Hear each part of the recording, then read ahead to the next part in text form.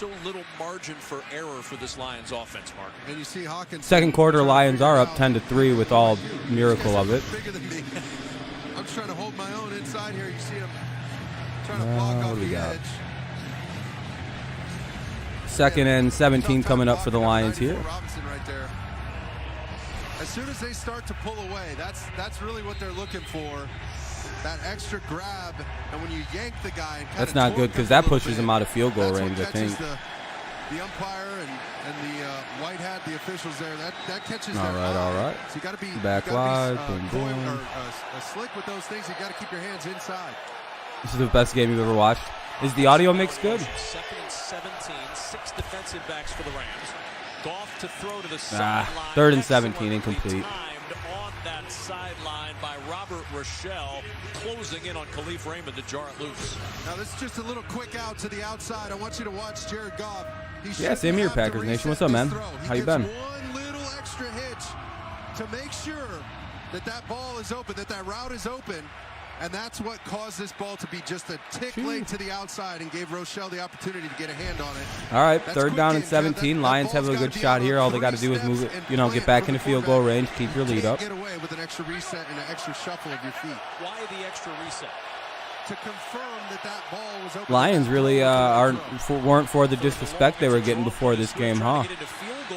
Look at this, Swift. All the way to the 28, 29. Short of the first down. Nick Scott had a shot at him, but he broke through that tackle. I wonder if they go for it or if they kick it here. I don't know. The way the Lions have been playing this season, they're going to go for it. But in this game, it might be smarter to take the sure points. Go make up as much real estate as you can and give us a chance to kick this field goal and get 13 points. Scott still down after that hit from DeAndre Swift. We'll be right back after this message from State Farm. It is time for the final question. Oh, it's just a small. What's up, Mike? How you guys doing? Welcome back. Basically anyone. Sorry, buddy, that's incorrect. See?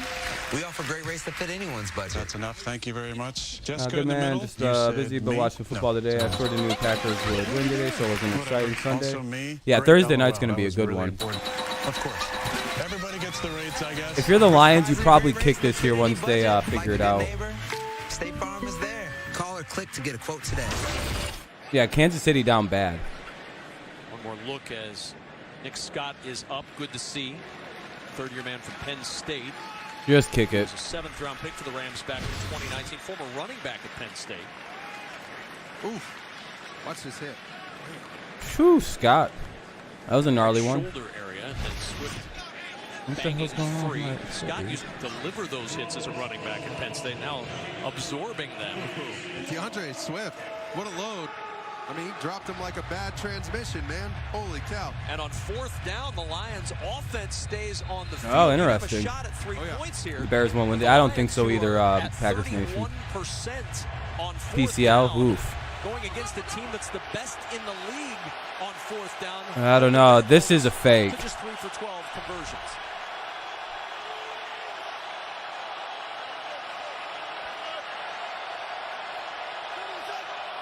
Motion across by Raymond. He's just trying to draw him off. Yeah, this is a draw-off attempt. They're going to kick it. Nobody moving, and the timeout is used. Arizona, they seem really good, but I wonder if they can last the entirety of the season at the way that they're playing. A little bit more of a veteran age of like group of players, and they've also got like, you know, I just want to see if they can sustain it for the whole season. They fell apart last year. His Rams career is the first overall pick in the NFL draft in 2000. You got to be happy for the Lions. To win an NFC Championship game when he beat the Saints in the Superdome in 2018. 2017, 2018, look at those numbers. 60 touchdowns, 19 interceptions, a 24-7 record. But the last 2 years, things didn't go as well. 18-13 record. And thus, the opportunity came up. The Lions can probably beat the Cards. Always a good matchup. Yeah, Lions play the Cardinals pretty well. I don't know about this year, though. To Detroit. First-round picks going as well. And so far, Jared Goff's return has been a good one. 47-yard try for Austin Seibert. His long this year is 52.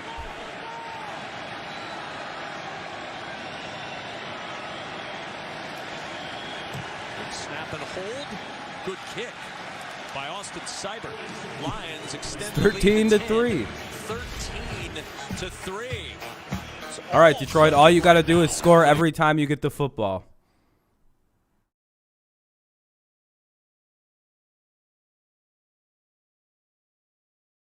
Yeah, it has, Justin. Kind of up and down, a little bit all over.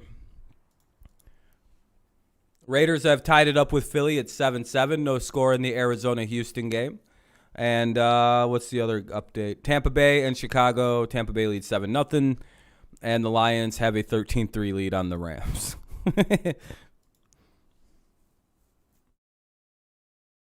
Oh, no, yeah. I mean, Sam, no offense, but, like, that's a bad pick. You did that because you were just really, really hoping that somehow it happened. Cowboys fans are in a different universe. They're having a good year finally. Their defense isn't playing bad. Charles, yeah, they're up to 13-3. You're just smart, Sam, for sure. But hey, maybe you just felt it in your gut. Chiefs and Ravens losing's a weird week. The Patriots scored 54 points. Yeah, it's a pretty weird week, I would have to argue. Even as a Patriots fan, I'm like, I don't think we've ever scored that many points. It's a commercial break, by the way. It's been a long motherfucking time since I seen the Patriots put up 50 points. Yeah, the Cowboys actually saying that sounds a little bit more legitimate. Oh, for sure. Yeah, I know. There's actual big Lions channels for some reason. Are Lions beating Rams? Yeah, Justin, it's crazy. They're watching Fields play. That's what I mean. That was what, 12 years ago? You have to think about it. That's a decade and a couple years. I was going to say, I know there are games a while ago. I was thinking of the game against the Titans, actually. I was about to be like, I think there's one against the Titans where we destroyed them. But that's a little different. Still commercial break, waiting for the kickoff to come to the Rams. I'm pretty sure it'll be next commercial. Lions, plus. I don't know. They're playing pretty good right now. Quarterback Bob Waterfield, the quarterback for Los Angeles from 1945-52. But in those days, you had to do a lot. So is the audio good? Two-time NFL champ is number 7. Yeah, KC's like I think last place in the AFC West. Hall of Fame in 1965. In the year, just yeah, I know 2009. I know it's double zeros in the year. That's a little quiet. Tripping him up at the 16-yard line. Well, for Matthew Stafford, he's not the first Los Angeles star to be big into the no-look pass game. It was Magic who made the no-look famous for the Showtime Lakers. Yeah, Bengals look great. But Matthew Stafford's been pretty good at this as well, Mark Sanchez. He loves to manipulate these defenders with his eyes, and hey, when they work, it's awesome. But listen, if you miss one of these, that's when Chick Hearn used to say, hey, the mustard fell off the hot dog. We were talking with him about it the other day, and he said, I feel like that's how I play when I'm feeling good. He's feeling really good. Absolutely. Maybe not as much so far today. 1st and 10 at the 16-yard line. We're at the 16, incomplete pass. It'll be 2nd down and 10 at the 16. For Cooper Kupp. 12 miles away is where It's this way. My hair wants to roll this way. I love that you know that Raiders trailing 7-0 against the Eagles. No Darren Waller for Vegas today, so Derek Carr finds backup tight end Foster Moreau. Yeah, Bengals looked really good. They were able to get that big-ass win today. Statement win against the Ravens. That's as the crow flies, 12 miles away. Yeah. I don't know what it is in LA. Traffic's probably like 3 hours. That's going to take a while. 2nd and 10 at the 16.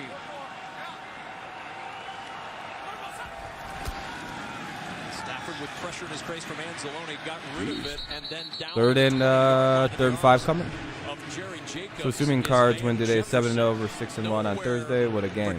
Yeah, that's going to be one hell of a Thursday night game. Yeah, Aaron. Yeah. Good start for the Lions. Hopefully they can get them to punt it here.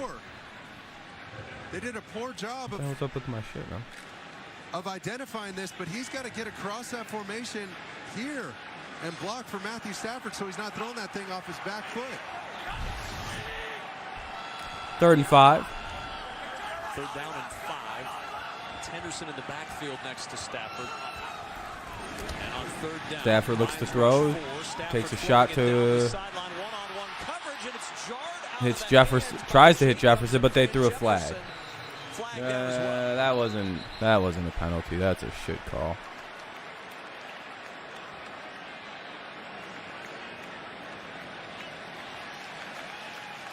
Wow.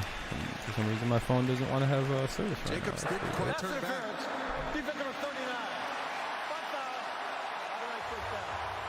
Oof. The undrafted rookie out of Arkansas, Jerry Jacobs. Little hand fighting. Let's see. Well, yeah, that's PI all day. Can't do that one. That's always going to be called. Face guard. Face guarding is legal. You don't have to completely turn around and show that you're looking for the ball. Yeah, that's a rookie mistake. You gotta all you gotta do is do this, and you don't get called. As long as you make it look like you're looking for it. Room for error for the throw for Matthew Stafford. Just not a lot of space out there. Break for the Rams. They'll take it from the 47 of the Lions. Henderson gonna hand it off. Down, breaks one tackle to the 42. Pickup of 5. Alex Anzalone. Just 2nd and 5 coming for the Rams. This has been a Rolodex of coverages and defensive front looks for the Lions. Remember, Aaron Glenn, he does not want to let Matt Stafford get comfortable. He doesn't want to let them establish the run game and then get into their play-action game. That's been their deep shots, their splash plays that they're used to here in L.A. He does not want them to get comfortable at all. Defensive coordinator for the Lions, the 3-time Pro Bowler in his first year as the defensive coordinator. 2nd and 5 of the 42-yard line.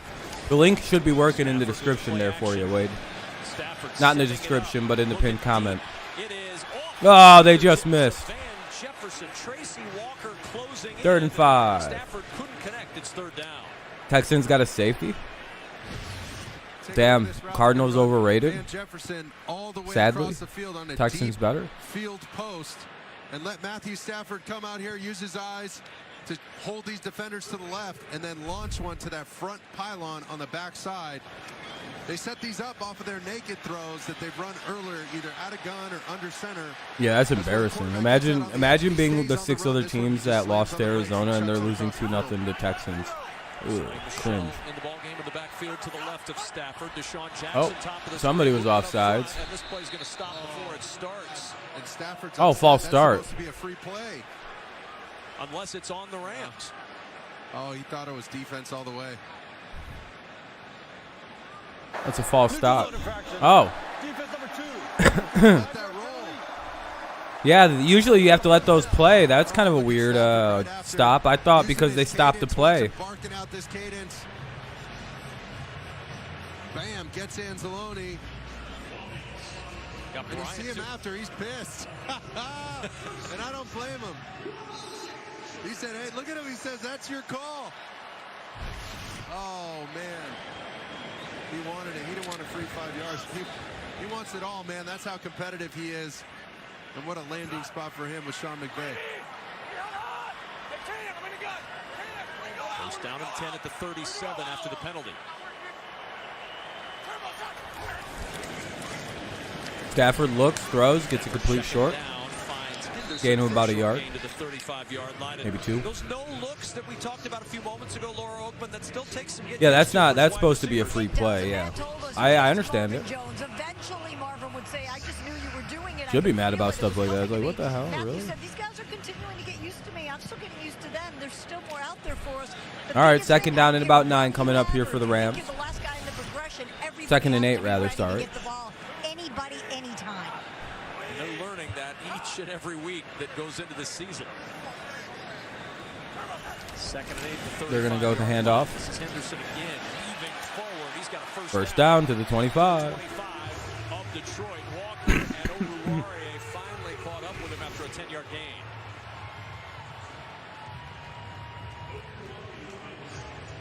It'd be crazy if the Lions like forced a turnover here. Like they pick the ball off or pop the fumble out. Double teams down and getting up to the 2nd level of the Lions to spring some of these runs free for Henderson. Do they have it in them to do so? Henderson I'm gonna hand it off. Stop him there. It'll be 2nd down and 10. Brings up 2nd down and 10. Just redo the play. Los Angeles down 13-3. 10.5 to go first half.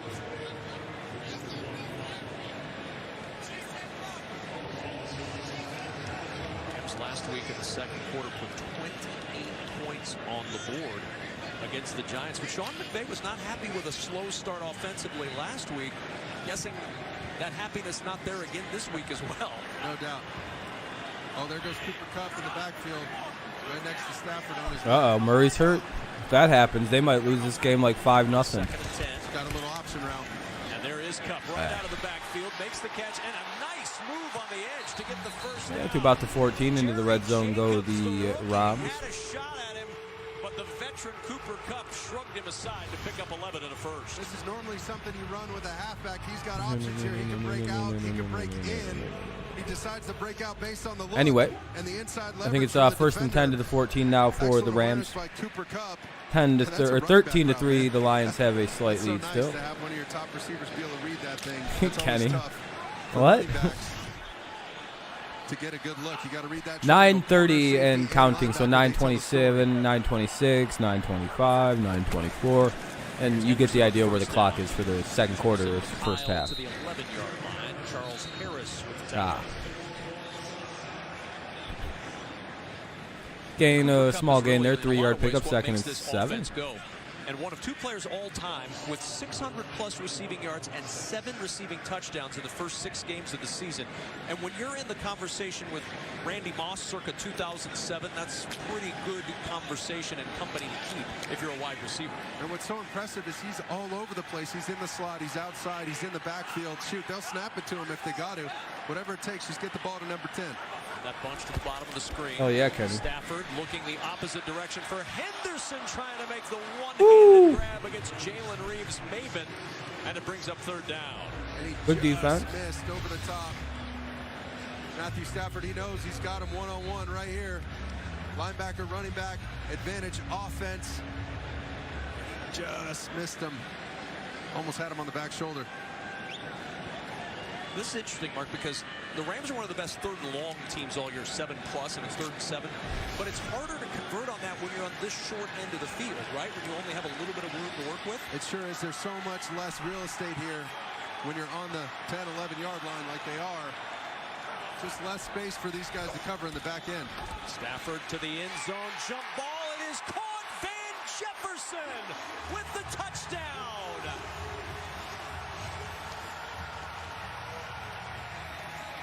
Touchdown Rams. 13-10 coming up. Touchdown pass of the season for is about as good as it gets. Just dropping it. Really, elevator, second floor, please. Van Jefferson, this is exactly what we talked about in pregame with Kevin O'Connell. Oh, I don't care. Coordinator for the Rams. Looking for him to really have one of those. I have a system of dealing with them. Have one of those games where he goes for 5 to 7 catches, over 100 yards, and a touchdown to really. And I don't really care about Lions games. And to be a legitimate member of this wide receiver core, what a ball by Matthew Stafford. It doesn't get better than that. Great elevation by him. Leaping up for 6. We've got a 3-point game in LA. Yeah, he's not a bad young corner there for what is he, a rookie for the Lions? There we go. I was going to say, did that ESPN page ever update?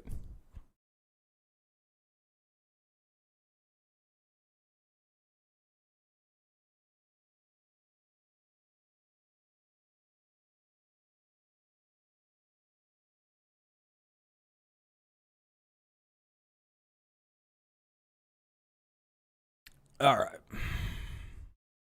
Commercial break, so I have to mute the audio. It's a 3-point game now. Rams are finally starting to show some life here. 8:36 remains in the first half. 8:36 in the second quarter, however you want to look at that. Cool, I don't care. What did I cheat in? Cool. Go share them with your friends. I don't care, dude. Anyway. You have a lot of pics of me. That's kind of gay. Just to let you know.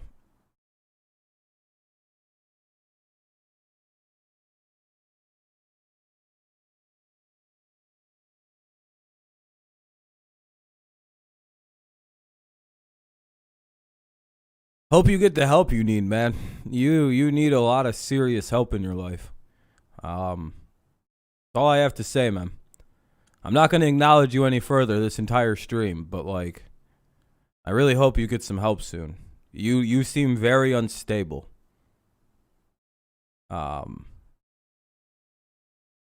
Maybe talk to your parents about going and seeing a psychologist. Like, you need help. That's basically all I got for you. Like, I don't know if you're too far gone for help even. But you know, you can get it figured out.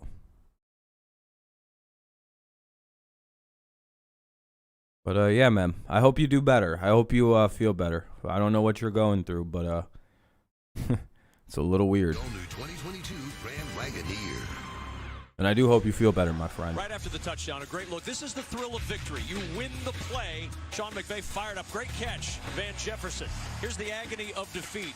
Jerry Jacobs getting some coaching from the always emotional Dan Campbell. All right, let's get back to the game. Commercial's over anyway. You're doing everything you need to do. You were in the right position. All right, 13-10, 8:36. Here's the kickoff. Hopefully the Lions got something going here. Guys on Sundays. He's not used to that. He's a young rookie. Touchback to the 25. All right, touchback. Before Jared Goff goes back to work, it's time for Carissa Thompson to go to work with a game break. You betcha. Bucks up 7-0 on the Bears following a Justin Fields interception. Tom Brady finds Chris Fields threw a pick. 4-yard score. Bucks lead 14-0. That's pretty rough. And are driving again right now. Kevin? In other words, that was Carissa saying you'll hear from me a little bit later on if the Bucks score again. A 14-0 lead there. Goff 5 of 10, 101 yards, a pick. Or a touchdown, rather, not a pick, sorry. Missed seeing that. Sometimes my eyes suck. And a penalty after the play, 5 yards advanced for the Lions go up 5. So they'll start from the 30-yard line. Okay. First and 10 at the 30 then. You'll take that if you're a Lions fan.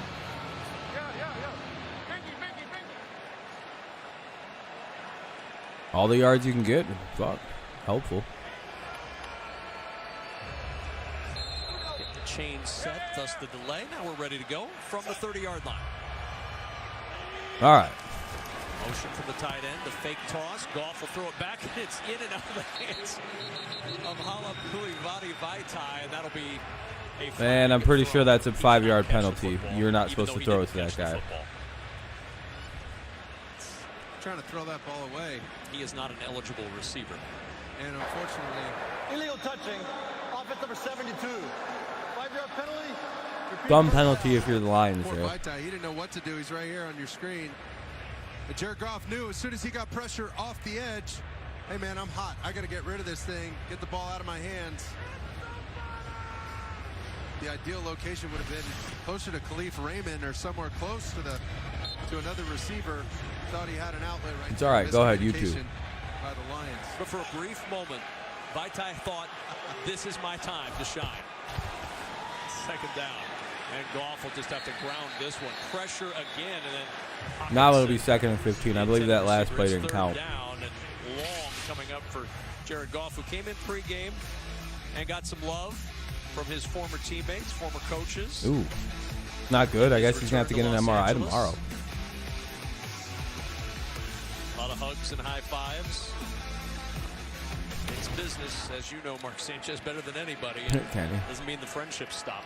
That's right. As soon as the ball snaps, it's all business. But before that, you can be buds. You can go see your guys. Give out some man hugs. That's normal. Second down and 15. Swift. Handed off to Swift. No gain on the play. Another flag on the play, though.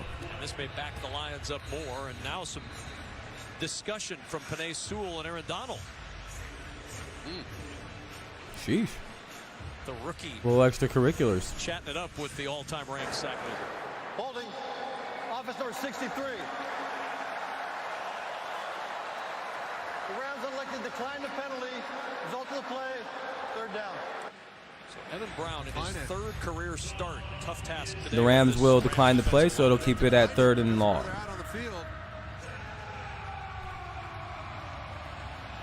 It's going to be 3rd down now. See if the Lions can get anything here. Anyway, why push him back to a 2nd and even longer? Who's that, Kenny? Penei Sewell not backing down. These are 2 large physical men. 3rd down and Tom? 15. Yeah. Old go Brady. Four-man rush. Goff throws it short. Raymond Throws it underneath, tries to get something, and just short of a first. Of the Lions first down. So it'll be to 38, so 4th and 2 at the 38. Lions will probably have to punt the ball away here unless they're feeling gutsy and want to go for it. But probably the move here is just punt it away. Pin it down in somewhere inside the 20 and hope to God your defense can make a stop. Well done by the Rams. And their gang tackling, just keeping everything in front of them and not letting them get to that first down marker. Will this be the first punt for either team? We saw him line up in a punt. 4th and 2. Jack Fox threw a strike. Nah, not right on this spot of the field. Not right here. If you were like 10 yards further, you just go for it anyway.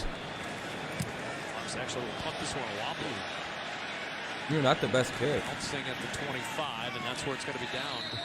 Just shy of the 25-yard line. Geronimo Allison able to down it after the 36-yard That's the best kick by far. Looking for the lead. Down 3. But 13-3, 7:07 remains in the half. 7:07 remains here in the second quarter. 7:07 here in the first half.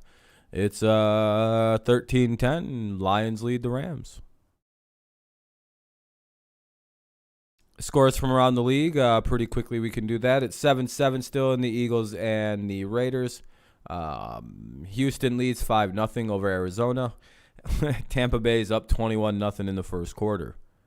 So it looks like Tampa's on a mission to get revenge for the last year's weird game. But it's a commercial break. That's why it's muted. So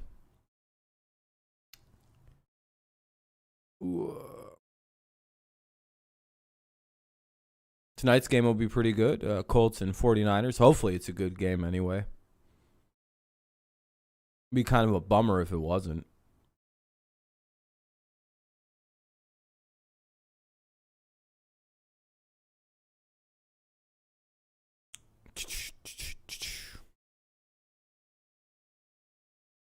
Ah.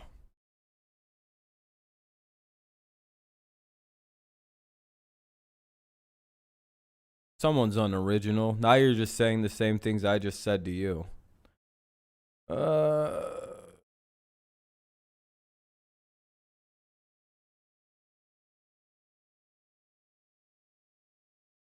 I mean, you guys don't really have the top pick anyway. I don't really understand why you keep thinking your team automatically has the number 1 pick. The Lions have not won a game yet, Trey. So you guys don't have the number 1 pick right now anyway. You're already fucked. You won a game, and the Lions don't appear capable of winning games. Your desire for the number 1 pick is entirely resting in the hands of the Detroit Lions.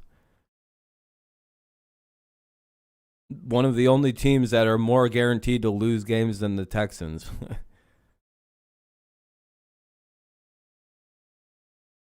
Y'all made a mistake early in the season by winning one. Ghostbusters Afterlife, exclusively in movie theaters, November 19th. Might as well see if you can win a couple now. Decent day so far for both quarterbacks, Jared. And you know what the greatest irony is? This is like a terrible draft class. Matthew Stafford and the Rams back to work. Detroit misses the Stafford family. Both Matthew and There's no quarterbacks in this class. Unless you need an edge rusher, it's pretty, It's so good to see. When you're a rebuilding team, I would argue an edge rusher is probably the last thing you need with a number 1 pick. Good year to trade the number 1 pick if you get it and try to get extra. 2nd and 10. That's not a bad idea. If you want to trade back and get more first rounders for that. Something to think about. Naked throw. This is what we talked about. You fake the toss, you run out on your own. I'm a bad team, and I get that top pick, and I know some really good team really wants to get Kayvon Thibodeau.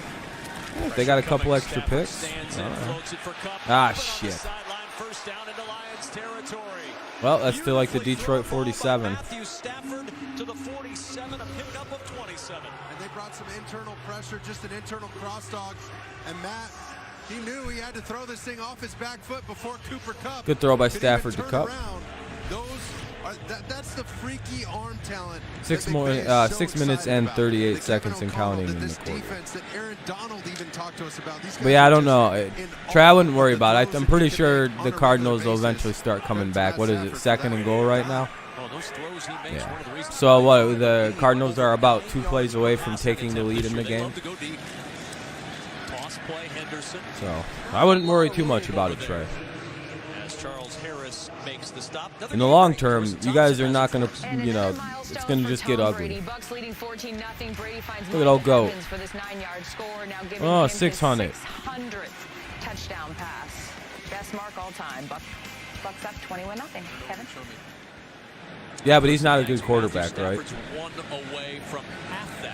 Somebody told me that he's not a very good quarterback because the only reason, like, he doesn't actually play the position well.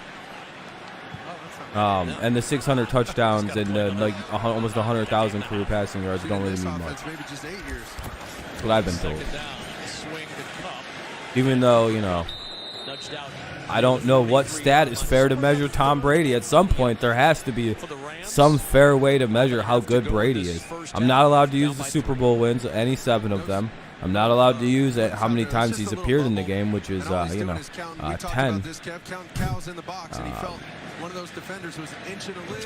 I don't know what can I use to measure his greatness, his athletic ability, how far he can throw the football.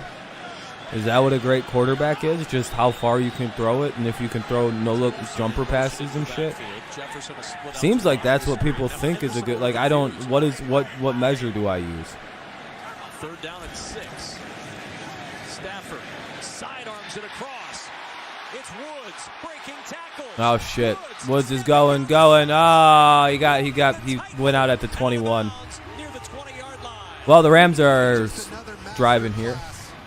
At the quarterback position, great job by Henderson recognizing, hey, we got action in these. Well, Rodgers is a better passer. Brady's got the most yards and touchdowns, so he's pretty good too. From the backfield from Matt Stafford. Yeah, but he can't throw it 90 yards. I mean, that's like okay. old school Rich Gannon. In what game have you ever seen the ability to throw it 90 yards? And he's finally found a home in LA where he's so appreciated. I mean, you know what I mean? Kind of place like what game have you ever seen that ability or that specific trait ever be relevant in a football game? I've never seen a guy from the 10 try to throw it to the other end zone. So that's a useless skill. Yeah, but he could throw it 90 yards, dude. Okay. Seems like you're excusing the fact that if sweat is your body's natural way of cooling itself down, then condensation. Dude, Mahomes could throw no lookers. Oh, that's cool. Can he beat the Titans though? Can he score a touchdown on one of the worst defenses in the league? Where were those no-look passes today? It's a commercial break right now. It's like a weird Lowe's commercial. It's not a long one, though. Hey, where the fuck is that? 4:16 to go in the first half. 13-10 Lions. It's Mark Sanchez. Laura Oakman on the field. I'm Kevin Kugler. 21-yard line as Jared Goff hopes for one more shot before the half. Rams won the toss, elected to the first, so they're going to get the football to start the second half, trying to double up here. Take the lead into the locker room and then add to it to start the second half. This is how you pull away from other teams. And let's see here. Points before halftime. Comes storming out in the 3rd quarter, trying to add to it. And they'll get back into the red zone, it looks like. To the 19, Anzalone on the stop. 2nd and 8. And it really was that arm angle. I gotta check my email real quick. One sec, guys. I mean, Sean McVay was glowing when he was talking about fuck. Matthew I hate this password so much. I think I should change it soon. About how much, when you get that shiny new toy, you want to see how durable it is. See how many if I mess up one letter, I just gotta delete the whole thing and re-enter. There's too many random shits in there. Through these 3-hour meetings, no problem. Doesn't even blink. 2nd and 9. Oh, that's a false start. Up front, and this is going to cost the Rams 5. False start. Offense number 89. 5-yard penalty. Still 2nd down. Back him up. Sean McVay knows that getting a guy like Matthew Stafford in and then surrounding him with the talent that they've surrounded him with. Van Jefferson, Robert Woods, Deshaun Jackson. He's got the ability to take I'm going to double look at my papers just to make sure my grades are what I thought that speed on the edge.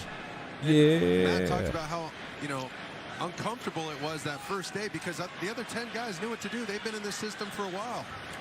2nd and 14. Stafford double pumps and he finds Robert Woods, tackled immediately at the 15-yard line by Oluwarie.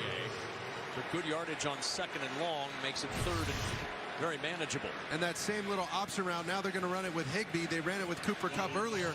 Stafford was expecting to throw it to him. You guys want to hear the comment I got on my first ever seminar paper as a graduate student? This was an excellent paper. I admired the clarifying logic of your argument. Your claim in paper demonstrated how Jeffers forces whatever about that. Your interpretation, yeah. At the 15. That's Kupp in motion. Kupp and Higbee. Look at me, I'm fucking smart, boys. For Matthew Stafford this year. Quick toss instead to Woods, and Robert Woods always makes you feel good when you know you're doing shit right. 11-yard line. Jacobs with the tackle, but a first down for Los Angeles. And these aren't easy papers to write, by the way. These are the kind of papers that if I fine-tuned it, I could probably get it published. You know what I mean? Hey, listen, they're going to make it a double in like an academic. So basically, we're going to put 2 linebackers right up on your center, on his right side and left side in those gaps. And we're just going to make this muddy up front. And Stafford, great job getting the ball to the edge. I'm not that is the 2-minute warning here. This game's flying by. It's already the 2-minute warning. Lions have led throughout, up 3 late first half. Sheesh. This is Antonelli's Cheese Shop. All right. Come on, motherfucker. It'll be 1st and 10 for the Rams. 1st and 10 for the Rams. Ball is on the Detroit 11. 1st and 10 at the Detroit 11. It is 13-10. Detroit holding strong. Both teams have 2 timeouts remaining. It is the 2-minute warning. 2-minute warning here in Los Angeles. Rams have the ball. 13-10. I think Rams also get the ball at halftime. So, however you want to consider.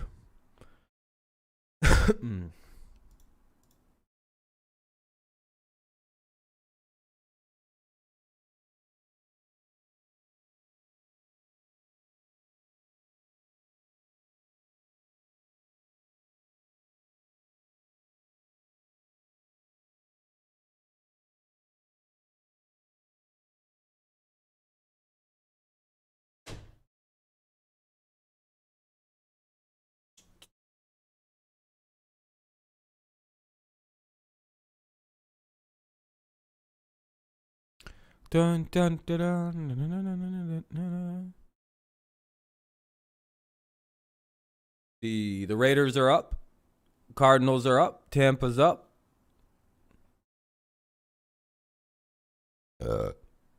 So it's a commercial break because it's still loading up into the 2-minute warning. So that's always got that going on. Yeah, 2 safeties in a week is pretty crazy. You had one in the Giants and the Panthers game, and then you have one in the Texans and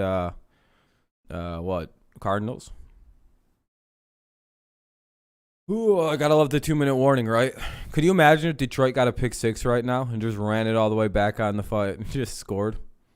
Welcome back, that one guy. Welcome back. Can the Rams take a lead here to the 2-minute warning? Ball's at 1st and 10 at the 11. Was in Discord. Yeah, I feel you. The Rams and Lions are battling. Lions fans, I was wrong about this guy. Imagine how great the Lions would be if they could trade for this guy. Oh, crazy week. 2 safeties and a 50 burger. Yeah, I know. A lot of safeties, a 50 burger. It's a good week. I'm surprised we haven't gotten scoregami too. This week, 1st and 10 from the 11-yard line. I guess the week isn't over. Play action. Stafford on the roll. Incomplete. Incomplete brings up 2nd down and 10. What the? Why are the Thanks, Kevin. Undefeated Cardinals trailing 5-0 to the Texans. the announcers' mics are quiet? To get the Cardinals on the board with this 1-yard score. Kind of weird. Lead 7-5, and we will see this team Thursday night against the Packers. Kevin? Just don't acknowledge those people. Fucking weirdo. Scores. Thanks, Chris. We had a 5-3 game with the Giants and Panthers for a long time. It was 5-3 for the Giants. Yeah, no, Brady's out for blood in that game. That one guy. Empty backfield. He remembers that game where he stuck 4 fingers up when it was when he just turned it over, and that's all this dude's thought about. Even more so than winning that Super Bowl, all he thinks about is that Bears game. And now he's got to right the wrong, and I feel so bad for the Bears. This is like his personal vendetta game. He probably paid the schedule makers several $100,000 to make sure he plays the Bears this year. This time not at 8 o'clock when it's his nighttime, when it's bedtime. In the middle of his sternum, protecting him. Cards will get their first loss to Green Bay. I'm probably going to pick Green Bay, but we'll see how the Cardinals play this game. Cardinals are skating on thin ice on this one. Carissa mentioned it this week on Thursday Night Football. Division leaders square off as Aaron Rodgers and the Packers head to the desert. But I don't know if Arizona can win this game in a dominant fashion. You never know. 7:30 Eastern, 4:30 Pacific on Fox, NFL Network, and streaming. But again, it does also feel like they've been playing on like borrowed time. I think somebody took a timeout. This year, Mark Sanchez. That is an Lions did. outstanding football team. An offense that gets a lot of love, and a defense that probably doesn't get the love it should. All right, 3rd and 1 coming up. 1:26 remains. Out in the desert and on the road, coming to a city near you. Holy cow! The Patriots and the Bengals abused who they played for, football against this afternoon. It's quite great to watch. Quite great. All right. I would imagine the Rams are going to score here on this play. This is pretty much a given. 3rd and goal at the 1. They're going to. Oh, wow, that's a good play. That was a really good play. The Lions bit so hard on that being a fucking play, like a pass or a run there, and they just did like a real quick pass. That Super Bowl a couple years ago, they got intercepted by Malcolm Butler. Essentially, Van Jefferson just. Hey, the Lions came out good. You know, the Lions could have. The Rams are a good team. Lions got to come score on their next drive here. Jet stream right in his vapor trail and kind of follow him inside there. Hit 3 points. To throw off the DBs. Keep yourself close in the game. Another strike for another touchdown. The issue is the Lions are a one-half football team, which usually means one thing. They just had a really good first half, so I think they're going to go to a commercial break.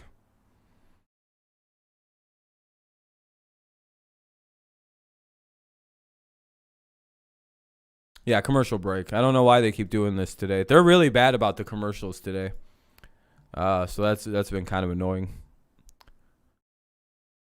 Let's see. Any updates, really? It looks like Tampa's about to go up at potentially 24-0. Looks like Houston is gonna, or like not Houston, but the Raiders look like they're about to be able to score again. Could be 17-7 coming up. Or it could be a try at points. I don't know what they're going to do. It's 4th and 1 at the 10, it looks like, though. Oh, they kicked it. 17-7. Cool. If I can go 4-0 on my I'm 4-0 right now in the PM games, and that bumped me up to 8-3 heading into Sunday Night Football, which would be a great turnaround for this week with the way it was starting. 8-3 would be a good finish to the afternoon games. Ugh. But you never know. You never know. Why aren't my messages sending?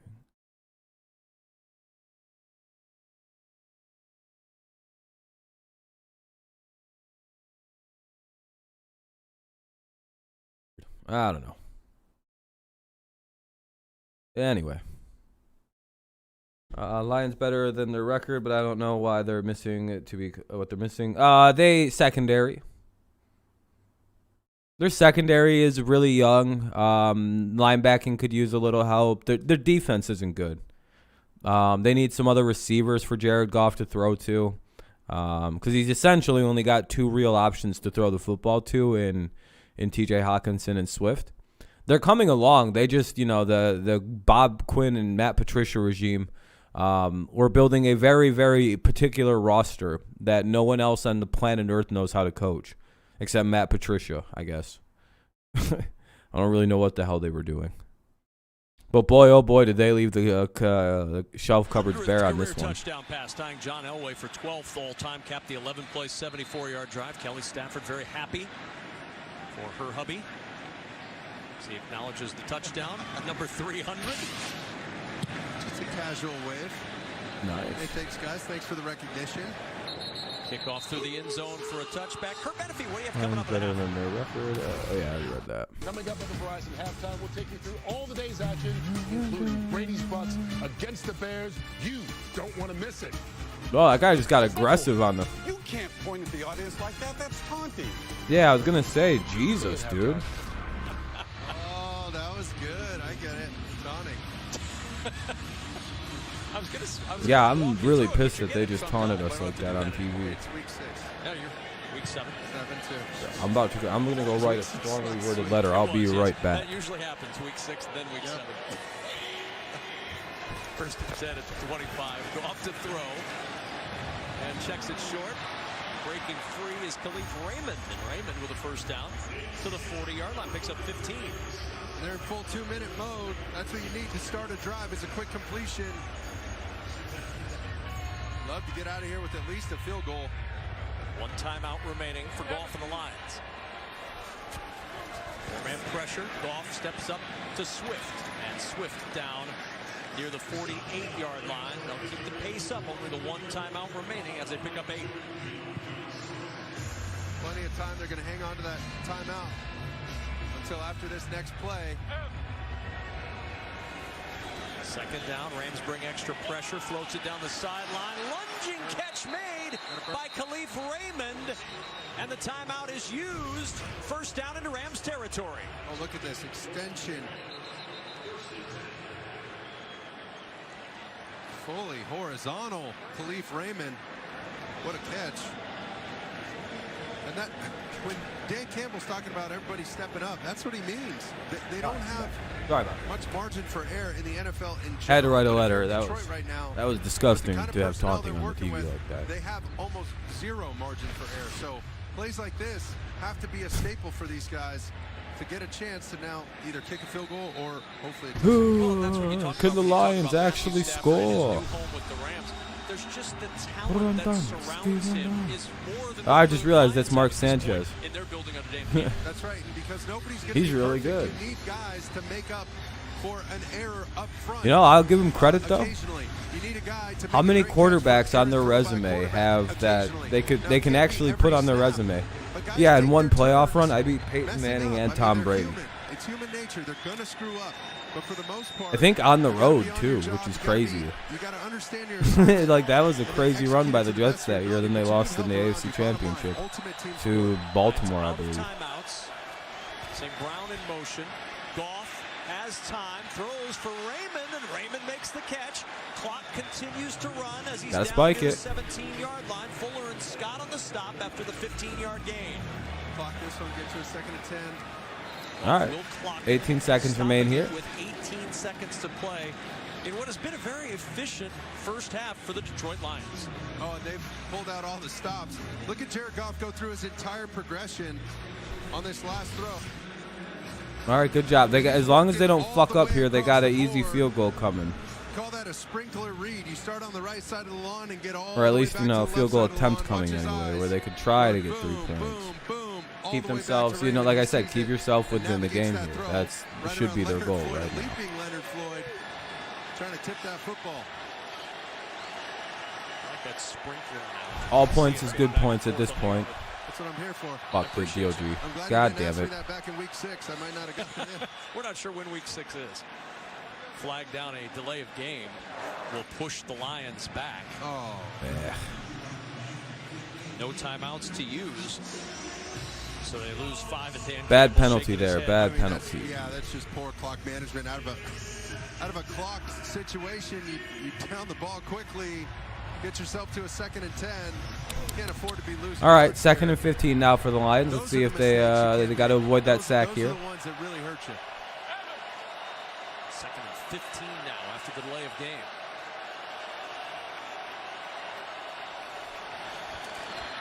Goff looking down the sideline for Geronimo Allison. Incomplete. Maybe space. They're going to have to figure it out in the second quarter. 3rd and 15 for the Lions. Listen, they got a field goal essentially in the bag. The idea here is Just don't. you got to be so smart with these shots. You got to stop the clock after this because you're not going to have enough time to run that field goal team on if this play extends very long and you're out of timeout. So they got to be real careful throwing this football here. End zone or bust? Yeah, it's got to be an end zone shot at least, so that ball can fall incomplete. And stop the clock. Just shoot it at the end, or just throw it out of bounds. Just going to throw this one away. Everybody covered. Yeah. You know the All right, just bring in the field goal unit. Take the easy points. Keep it a 1-point game. Not a bad idea here for the Lions. But it was unfortunate that they put themselves in that kind of situation because with 5 more yards, you might have had just an easier completion, just a little more for the defense to think about. That delay game sure didn't help. All right. 41-yard try. As long as they get these points, that's all right.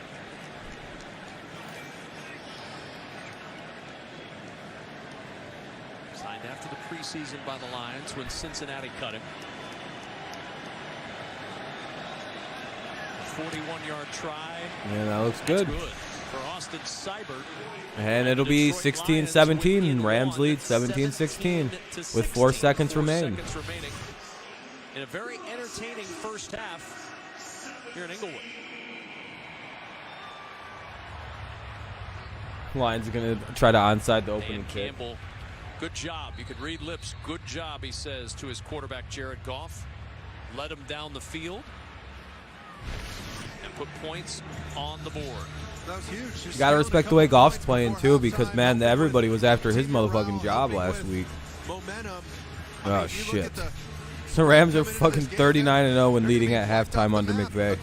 It's a pretty significant stat. But listen, they're hanging tough, and look at Sean McVay's numbers. Holy cow, when he's leading at halftime. That's the most jinx kind of stat number to point out I think I've ever seen in my whole life. In the history of the league, by the way, that have double-digit wins against no losses. Good, Kev. Ralph Jones, head coach of the Bears from 1930 to 32, as you knew. One of my all-time favorites. And Dud DeGroot, who was the coach of Washington from 1944 to 1945. He had 12 wins with no losses. So now that we've got the name Dud DeGroot on the air today, our what up, Daniel? Is done. How's it going? Nice win by your Bengals. They look legitimate. You know, the team you've been holding up as the great team. So much, and I know they do. Those are just golden nuggets. What's up? What's 4-2? Space. Blowing up, saying, "Hey, Kev, he's the man. Tell Kev he's the man." 5-2. Oh, and your pick 'em. Nice. Nobody's got Kev's number. I'm 4-3 myself. So, but right now, if all the games hold the way that they are, I believe I would be 1-0, 2-0, 3-0, 4-0. So right now, I'm 4-0 in the 4 p.m. games. So that would put me up to an 8-3 slot. So I feel better about that, but I'm pretty sure most people have the same picks in the 4 o'clock games. I think almost all of us here have the Rams, Raiders, maybe some have the Eagles, but all of us here probably have the Rams, Cardinals, and Tampa winning. Like, can't imagine. Well, you're a Bengals fan. You're the one who pushes them so hard. Bitch. No, I'm just kidding. Stupid bitch. This big news Saturday on Fox. All right, it's halftime, by the way, so I'm going to mute it because it's commercial break. Just kidding, Daniel. Don't get upset. Let's see. The Philly Eagles are at half, and those other 2 games are still, playing along. Chicago, I think Chicago going to score or just scored. I don't know. Yeah, your Raiders are up 17-7. Your Giants won today. Pretty good. Patriots scored 54 points and won. It was a pretty close game. I was worried the Patriots weren't going to cover the line a little bit, to be honest with you. At first, I was like, man, what if the Patriots don't even cover versus the Jets? All right, halftime of another game here. Been live since like 1 p.m. So it's been all day, it feels like.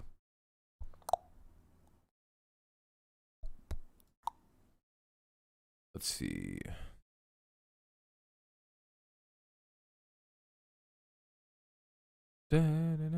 Oh shit, we're at 6,750. We're 50 subs away now from hey, thank you guys by the way for the looks like 12 likes. I appreciate that.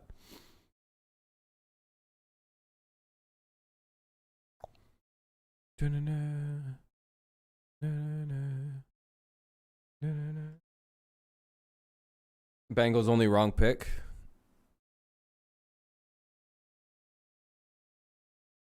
Yeah, if you pick the Giants and Falcons, yeah, you very well could easily be 6-1. Me not picking the Falcons is the only reason I have 3 losses this week. Miami's so fucking bad. But I have a strict code of picking.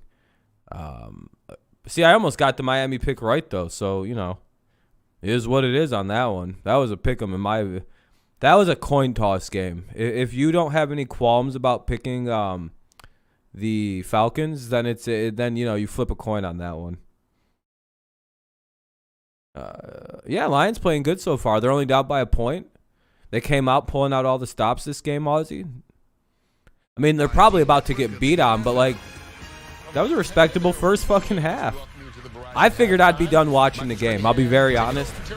I figured I'd be like, well, guys, it's 35-2 or 3. I'm done watching this shit. Ankle injury in the first quarter. You don't like to see those type of things, but Josh Jacobs with an 8-yard. Like I was dreading doing this game. I'll be honest. Leads Philadelphia 17-7 in Vegas. Tom Brady and the Buccaneers have won 3 straight games. I'd rather just fucking chill, play GTA for a couple hours, and watch the Bucs beat the shit out of the Bears.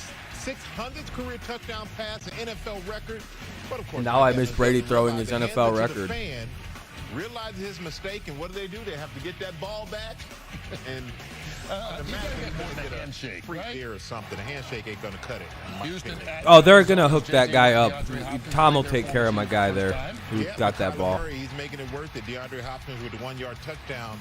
Arizona just scored right before the half, or just scored, and they're leading 14-5 before the half. Earlier today, it was Washington at Aaron Rodgers and the Green Bay Packers. Wow, those are such bad jerseys. Aaron Rodgers scrambles out to Why are they wearing those? Throws across his body to the middle of the field to his favorite receiver, Devontae Adams, for the 17-yard score.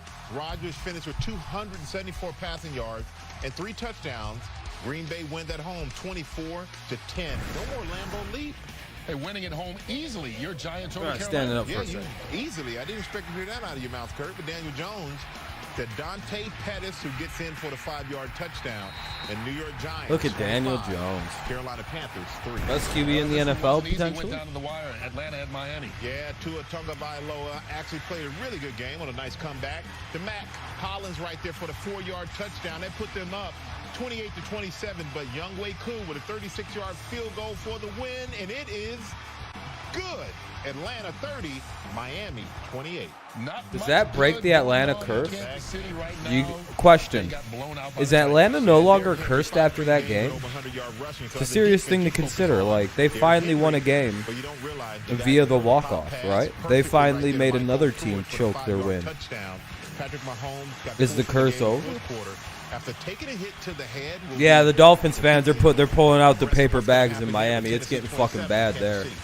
Don't look now. The Bengals are in first place. I'm pretty sure. If you're a Bengals fan, you better look. Joe Burrow to his LSU college teammate, first-round pick Jamar Chase. Little spin, whoop. Make him look silly, young man. 82-yard Mahomes touchdown. was kidnapped, and that's actually Jackson Mahomes now playing quarterback for the Chiefs. Right there. Cincinnati routes Baltimore 41-17. The route of the day going on in New England, where the Jets lost Zach Wilson to a right knee injury and then just got tough thumped. Mac Jones to Hunter Henry, 1-yard score. Watch Henry pull it in with one hand. This was 54-13, that 41-point margin of victory. Did you hear that Patrick Mahomes' mom said the NFL should change the rules for her kid? Visiting the Rams, what a dumb bitch. Detroit coming out and just trying everything. Yeah, the NFL is probably like, that's a good idea, Mrs. Mahomes. We should change these rules. Hey, we're going to roll the dice. Here he goes with an onside kick after going No, up 7 don't. to nothing. Just ignore he the gets guy. the onside kick. Then he goes on the fake punt, goes in, takes him in, and gets a field goal on the thing. Again, a tight ball game, no one expected, but he gave his players some excitement, something to say, hey, we got a shot. It's 16, 17, anything can happen. And I knew they know it's going to be a tough game against Good job the for the Rams. Lions so far. Have I hope such the a, second like, half offense. doesn't It's just such a turn great into, defense. You have to take touchdown, chances. You haven't won a game touchdown. All of a year. sudden the Just Lions look are for just any getting kind of fucking hope you can killed. get. And right now, this is a tight ball game. Go either way. All right, we hope to have quite a few tight ball games as the World Series kicks off. Starting on Tuesday, it's the Atlanta Braves at the Houston Astros. Coverage begins 7 o'clock Eastern time right here on Fox. And then, what a game Thursday night. It's the Green Bay Packers at 6-1, taking on the Arizona Cardinals, who haven't lost and have a lead. Yep. All right. Let's go into commercial break here. 17-16 Rams lead. I think before too long it'll be back to the game, so that'll be good. What up, Amir? How's it going? Surprised you're not streaming the Cardinals game.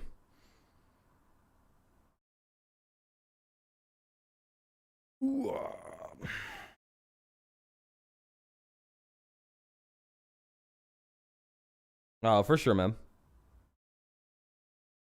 Hey, there's Thursday. That's a good start.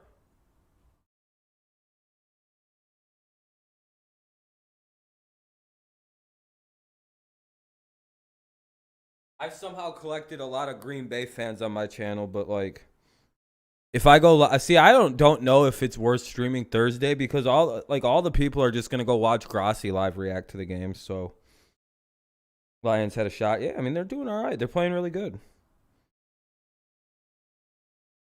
With Gase and the Jets, yeah. Thursday for sure. Yeah, I'm not sure if I'm gonna do I'm probably gonna do Thursday, but we'll see.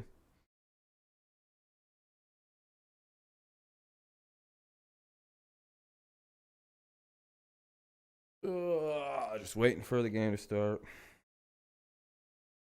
Yeah, I have that same bad feeling, Amir. I don't feel good about what's about to happen in the second half of this game. Lions are a one-half team this year so far. Yeah, but everyone tells me that there's no stat that indicates Tom Brady's a good quarterback, so I don't know why that's a GOAT stat. Can you show me one stat that Brady has that's better than Rodgers? All right. Okay, Nathan. Just because he's got the most wins, he's got the most yards, he's going to have the most completions, most touchdowns, doesn't mean shit that he's a good quarterback, all right? There's no stat that proves he's a good quarterback. That's how people act, by the way. If you ever bring up that people are like, well, Rodgers is a better quarterback, Brady's got more touchdowns. Well, he's played longer. I'm pretty sure if you go to where Brady was at 38, he has more touchdowns than Rodgers, but okay. What's up, Braden? How you been, man? All good?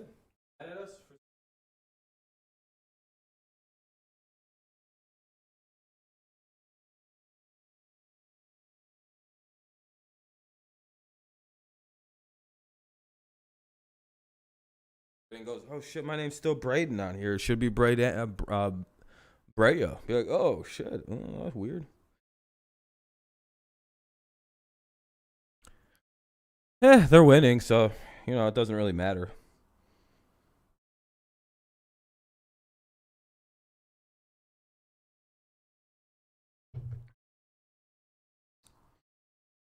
Houston sucks. They're trying to lose. They're trying to lose in style, though, so I get it. Mac Jones looks good. Yeah, he's the best rookie quarterback for sure. Winning cures all. Yeah, look at the Bengals. There's no way they're firing Zach Taylor now. Everyone's like, Zach Taylor could be coach of the year. Slow battle. I think it's going to go by quick because both teams are going to run the shit out of the ball. So we got that going for us, right? We're probably going to see a lot of running going on. Especially if it's going to be all rainy and shitty out in that game.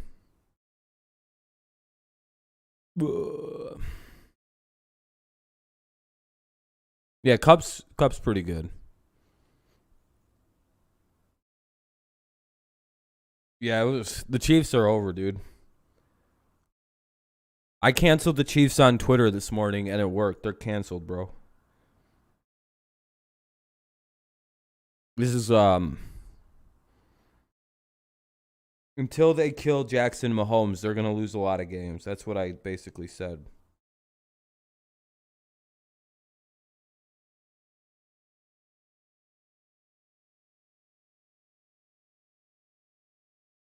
Yeah, I have the Giants, to be honest. Mahomes is a better quarterback fundamentally than Mahomes. Or Jones is a better quarterback than Mahomes, if we're being honest with ourselves. But people aren't ready to have that conversation quite yet.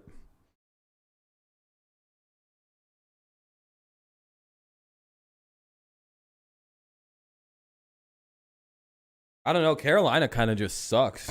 Like, I think they just had a good start to the season, then just fell off.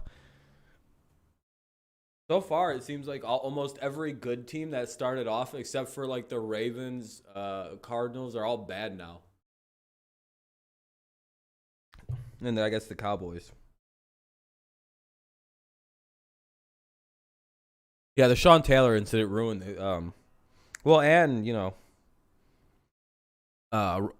Pat married that one chick. And someone made that comment that Mahomes lost all his superpowers when he married that one lady.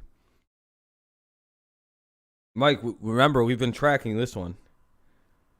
Ever since he's married Brittany Mahomes, you know.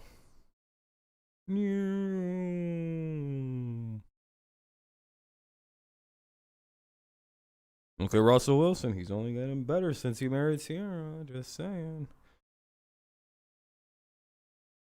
All right, let me read some chats here. You have Chiefs going 9-8. I think the Chiefs will get it going. Their defense is just bad right now. They've overcame a bad... Oh, hold on. Let me unmute this. Going to need a huge third quarter, and it starts with this defensive stop right here. This is imperative for them to get this defensive stop and start to throttle this Rams offense. Is starting to catch fire here. Jared Goff, good solid first half in his return, 156 yards and a touchdown. Matthew Stafford, 166 yards and 2 scores against his former team. It'll be Stafford who will get the football to start this second half. I don't know what's going on with that. It's fucking garbage, like always, with most ESPN things. Yeah, Sam Darnold got benched.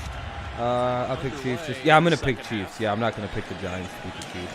Titans started off with bad and turned it around. It's so impressive. So cool. Yeah, if the Colts win tonight, that'd be big. It's not that big a deal what his brother did. As much as I joke about it, I don't really think it's that big of a deal.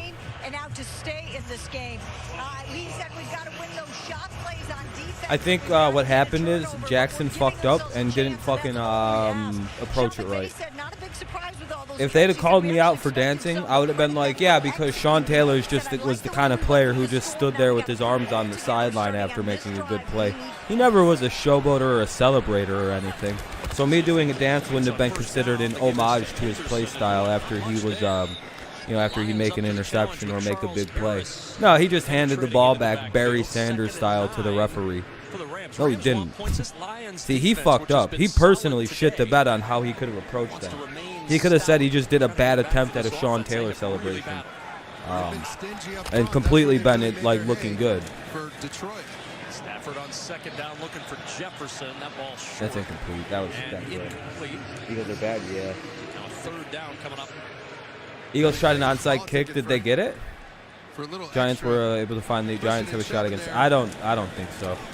The Titans sacked Mahomes 4 times before his 2 turnovers. The Titans D played. Yeah, it's literally the Titans defense that played crazy. Oh, they didn't? Missing a little bit. Keep an eye on that. Oh, outside kick. Okay. That might be why he's grabbing. Yeah, Bengals are the best team in the AFC right now. You may not like it, but the Bengals are the best team in the AFC right now. All roads go through Cincinnati. 3rd and 9. There was movement up front. Stafford with a free play. Yeah, there's like 5 flags that are going to be on that fucking play. I'm stunned that one wasn't stopped when we saw one stopped in the first half that was a lot less risky to the quarterback. But did you see how quickly Stafford was ready for that to be a free Yeah, play? no, if they play as bad as they did against the Titans, sure. But I doubt get my that free one. play. I'm going to get everything I possibly can. I'll squeeze every drop out of this thing. Told me what about Nick Sirianni? Defense number 99. 5-yard penalty. Still third down. What did you tell me about him? That he can't coach? These two defenders So is it the Eagles have no talent on their roster, or the guy can't coach? I mean, which one is it? Because I mean, people were shit talking Zach Taylor till right now, right? He's like the best coach in the AFC all of a sudden. Stafford over the last 12 years was his toughness. Rams fans still learning about that with their quarterback. I don't really judge coaches in their first year. I think that shows you're just you're kind of stupid as a fan, and you don't really understand how football works. But that's all right. To move the chains out to the 32-yard line where it'll be a first down. All right, if you don't understand how football works, it's a complicated game. Most people think you get a new coach, you instantly should win the Super Bowl, go undefeated, like most teams do when they get a new coach. Hey, you know, that's what every team. The Lions right now are 7-0. They're about to go 7-0 right now with their new coach. Catch and get down, and Matthew Stafford just hanging in there, man, hanging tough. They have no questions about his toughness. The Jaguars are currently undefeated. I forgot about them. The Texans are undefeated. On first down, off the play fake. They'll check it down to Henderson. I don't know which of these new teams is going to, end up winning the Super Bowl. The new coach. Sorry, I get really annoyed when people say shit like that. It's like, how come this first year head coach isn't winning when he took over a team with no talent on it? I don't fucking understand. Yeah, because you're stupid and you just don't understand how nothing works. Life must be hard for you. You can't think critically about nothing. That's Jerry Jacobs, the rookie from Arkansas who was there. Let's go back to the play before, though, and watch the eyes of Matthew Stafford. He does such a good job of manipulating defenders, and you got to realize. No, not specifically you, Crom. This isn't directed at you. It's just, I know it's the Eagles, so it's fun to joke about. But like, who knows how Nick Sirianni could be as head coach? Who knows if he even wants to use these quarterbacks that he's got? This is a placeholder quarterback, as far as I'm concerned. I doubt his long-term plans consist of Jalen Hurts at quarterback. If it does, then he deserves to be fired. But, I mean, placeholder is a placeholder. You know what I mean?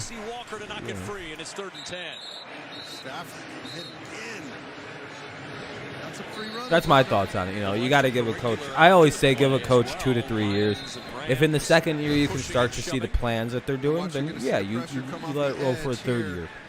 The Bengals are the greatest example of why you wait with head coaches a little bit until they start to, Edwards 73 and Whitworth 77. They got to get back inside and protect those interior gaps, but that leaves a free runner and Stafford. Yeah, Field stinks. I mean, so do all Ohio State quarterbacks. Yeah, exactly. When it's not your quarterback, it's hard. The pressure gets to him. Julian Okwara. Wow, look at the Lions, man. There to close the door on the Rams, and the Lions defense rising up to start this third quarter. Look at the Lions. What the fuck? Linebackers in those A gaps. Is this real? And then disrupt your timing and your vision lanes as the quarterback with all these looping linemen. The Lions. They're doing an excellent job of showing it and bluffing, showing it. Fourth down punt. What's up, Garrett? And finally, here's the punt. From the interior of that protection. Great plan by Aaron Glenn. Downed at the 20 by the kick return for the Lions. By the Rams this year. Lions defense did their job. Now the offense. No, the Lions aren't as bad as their record indicates. They're an incredibly unlucky football team when it comes to their end game scenarios. They could have easily 2 wins right now if they weren't unlucky. They remind me a lot of the Dolphins a couple years ago. When Flores took over the Dolphins from Gase. It's a commercial break, so I have to mute the audio. It's 17-16. Rams lead the Lions by 1. Lions have the ball back now in the third quarter. 1st and 10 at their own 20. Houston's dog shit, dude. Like, they're, like Trey said, they should have no wins. Like, it's bad that they won that game that they won. Like, do you see how upset Trey is that the Texans won one game? He was hoping for 0-17. He was literally going, I'm all in. And now he's like, great, they're going to win 2 games and completely fuck my plans this offseason up. Did the Lions lose both the starters at both wide receiver, then at corner? Yeah, it's some crazy shit. How's my fantasies? This week, probably not that good. This is a bad week for me. Week 7 was brutal. I knew this was coming, though, because I have a lot of players on the teams that are out this week. So we'll see. I don't know. I don't really, one of them's probably winning, I'm hoping. How's your fantasy doing, Garrick?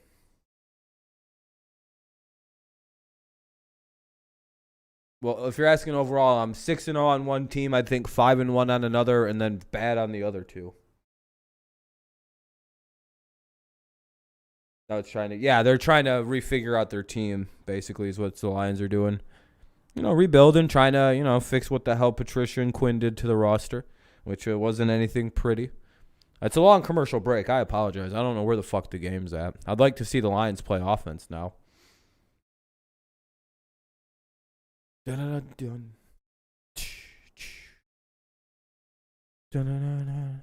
have thought this was going to be a close-ass game? This Lions team has been close a couple of times specifically this year with walk-off field goals to burn them, but they're playing so hard again today, and the defense gets the stop that they needed. Smith and Pummeling Matthew Stafford on that opening drive. Dan Campbell loves it. Never lacking in enthusiasm. Yeah, I got one undefeated team at 6-0 that's probably going to lose this week because I think Amir's team's Amir's having a good week, it looks like, in his league. So that'll be my first loss, it looks like. And then in my I'm not diverging team, I think I'm 5-1, but I might fall to 5-2.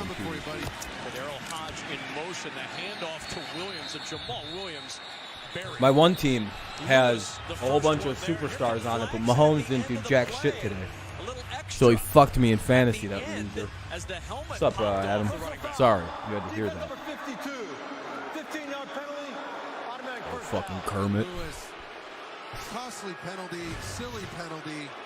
We got him dead to rights in the backfield. The play's over. About to trade him for a bag of potato chips, bro. That's our promo right there. But I don't want to give up because as soon as I trade him, he's going to turn on like an MVP run. It's because I have him in fantasy football that he's not playing well. I know it's purposeful. He knows. He's like, till that ginger-haired cocksucker gets rid of me, I ain't doing shit. And it's like, fuck you, Patrick. Fucking Pat. I'm guessing it is. Oh, Goff. Oh, he got sacked. Sebastian Joseph Day finally got him. Oh. Rams sack of the afternoon and a loss of 5. That was only the first sack of the game, so the Lions line has been playing really good this afternoon. All credit due to the Lions line. They've contained. Goff just held on to the ball. He wanted to throw that thing as he is. Ojolari, Chase Young. I don't disagree. You got Kelsey and he's not playing well either. It could be a curse. Yeah, it just feels weird, man. Your guys just seem lost. I don't know. When's your bye week? After you play the Giants? You guys need a bye week to get your shit right. Oh, shit. Detroit took a timeout. God damn it. Detroit. Devonta Sticks. So the timeout 12. Oh, that's late. As the play clock was down I don't know. I'd have just threw that shit out. Just throw it away. To stack the cash.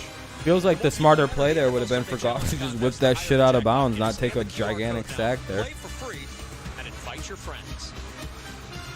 The play must have closed up downfield is my only guess.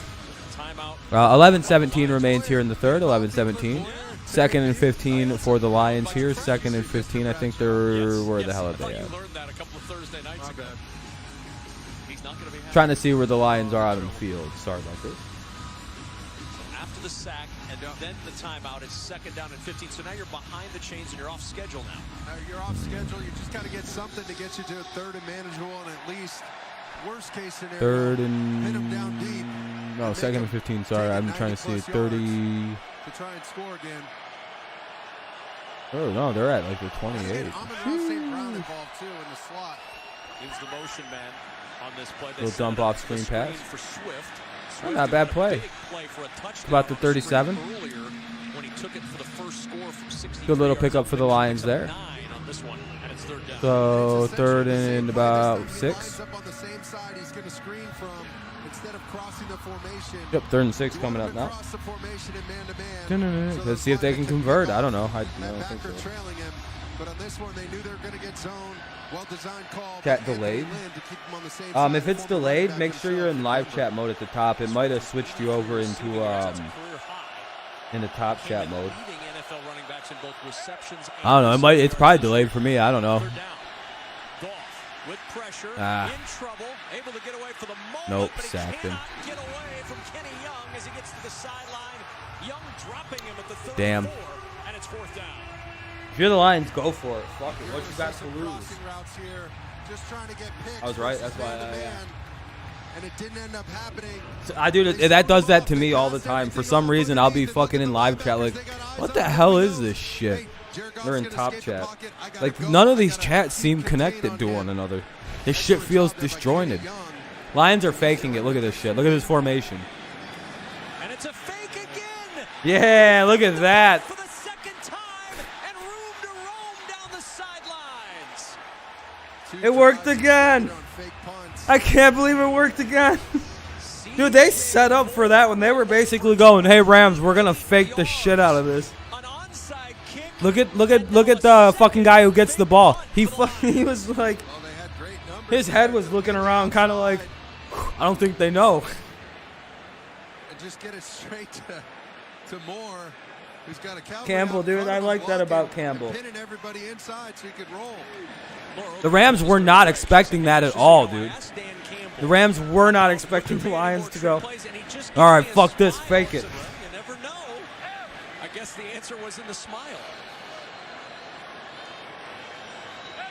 1st and 10 at the 37-yard line.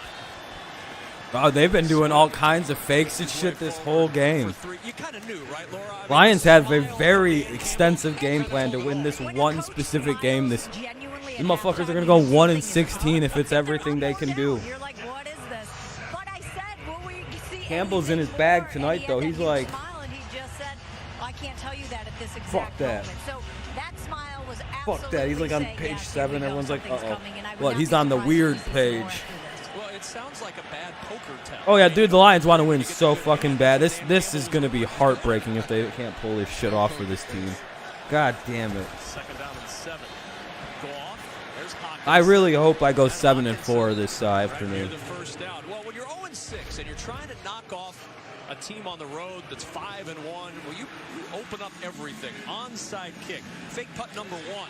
Perfect. Yeah, I like this, dude. This Lions team is fun. I don't care what anybody says. They may not be the greatest team, but this is fun as fuck to watch. 20+ yards.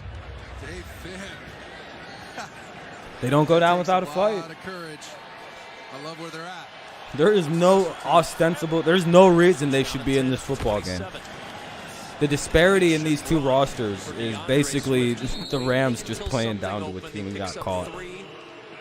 Well, I know what it looks like when a team overlooks their competition. One thing they wanted to do, Mark, look at the Rams right now. I don't. They but use it to keep Matthew Stafford and the high-powered offense standing on the sidelines. That's exactly right. Keep milking this clock. Just tick, tick. Stafford's like, shit, I should have stayed one more year. Number 9 for the Rams on the sidelines. Stafford has that. I wish I was playing with that other guy. What the fuck? That looks way more fun. All we do is score massive amounts of touchdowns. He looks mad. Rams rush just 4. Goff, quick toss. Hawkinson with the catch. Wish I was still playing for that fucking team. Shy of the first to the 18-yard line. 3rd down. They'll get it to Hawkinson at all costs. He was essentially doubled there underneath. This Lions team wants to win this so bad. God, I hope they can pull this off somehow. Some miracle. Jared Goff saw it. But I hope they don't do something Just threw stupid. A strike, a dart right on his chest. He had no choice but to catch that thing and fall down. Now they go with a heavy package. 3 tight ends. They're 0 for their last 6 are the Lions on third. Kick it. If they don't get it, kick it. Into the arms of Floyd. He's short of the first down. Kick it. Leonard Floyd has been absolutely terrific. If they go for it, they're not going to get the points. On this Rams defense, and it's 4th down, and they're going to hustle to the line. Get up and no, dude. Oh, run that same idea to the right. Off under center, quick snap. The give to Swift. Swift fighting for yardage. I don't think he got there. They hustle to the line, and Swift is stoned. Raheem Morris loves it. Kenny Young fired up as well. The Rams defense take the lead holds from on them. 4th down, up by 1. No, you kick that fucking ball right there, dude. Take the lead. If it looks like an F. You tip the game into your... I like the aggressiveness, but there you got to kick it, man. I feel like you got to kick that one. It's looking like all my other picks are going to go exactly the way I thought. This is the only one I might get wrong is the Lions and the Rams. Of all shockers. So it looks like I'm going 4-0. Well, I mean, I guess Arizona and Houston could flip at halftime, right? You could see the Texans coming back in that one. You can maybe see Tampa Bay blowing a 35-3 halftime lead. I feel like that's a bigger score that no one's talking about is the fact that Tampa Bay is up 35-3 at halftime on Chicago. Is that a big deal to anybody else, or is that just kind of one of yeah, that's Tom Brady now. He's just murdering everybody these days. Yeah, no, he's fucking them up, dude.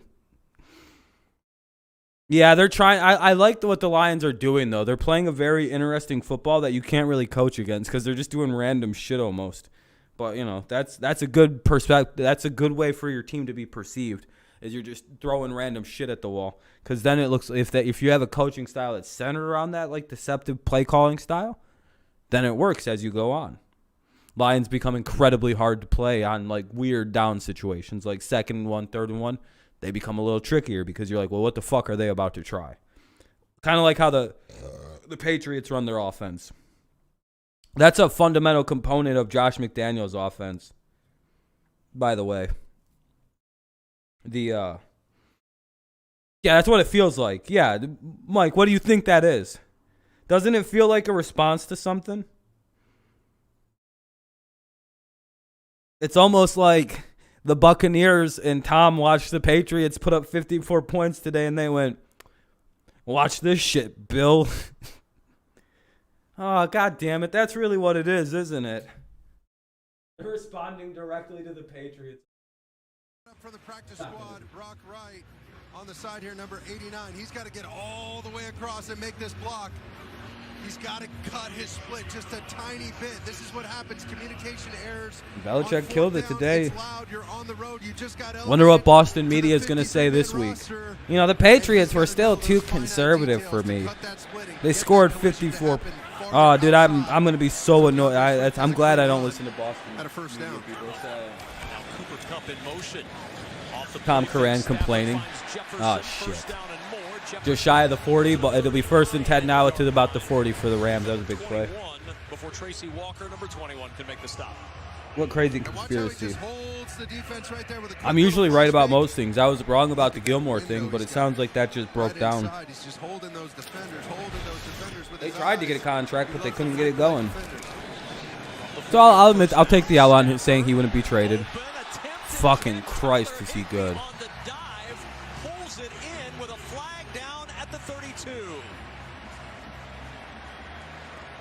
I tried. Yeah, no, I can't deal with it. It's so anti-Belichick in that media. Seems like it. The space. Illegal contact. Defense. Yeah, of course it's the defense. Oh, they're giving him a catch. So they're calling it a catch on the field. We saw the ball hit the turf, cradled in his arms, and now we've got a stoppage. Now, since they declined the penalty, they could go back and reinstitute it. Yeah, absolutely. Just making sure. After review, the pass is incomplete. Illegal contact. Defense number 25. 5-yard penalty from the previous spot. Automatic first down. And see, this is what they're doing now, Mark, in the replay booth. There's no challenge required. If you wait a minute, they're allowing that booth to take a quick look at it to try to keep the pace of the game moving. Oh, is that real? I was just about to ask, who the fuck did they just, did the NFL just challenge that play? I kind of like that.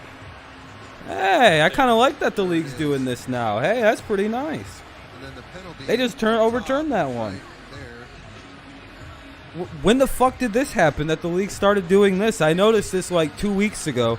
At least last week I seen it happen 2 or 3 times in a game where plays were just being changed. Like they all of a sudden, it happened in Thursday Night Football this week too, where they just kind of changed the play. Especially out in the open like that. So the question is strange how he answers Evan Lazar. Oh, Evan Lazar, Mike Reeves, Percy Lazar, or Phil Perry, yeah. And defenders, a lot of bodies and a lot of traffic. But Mike Reeves could ask how his dog is. Makes it tough to get away with.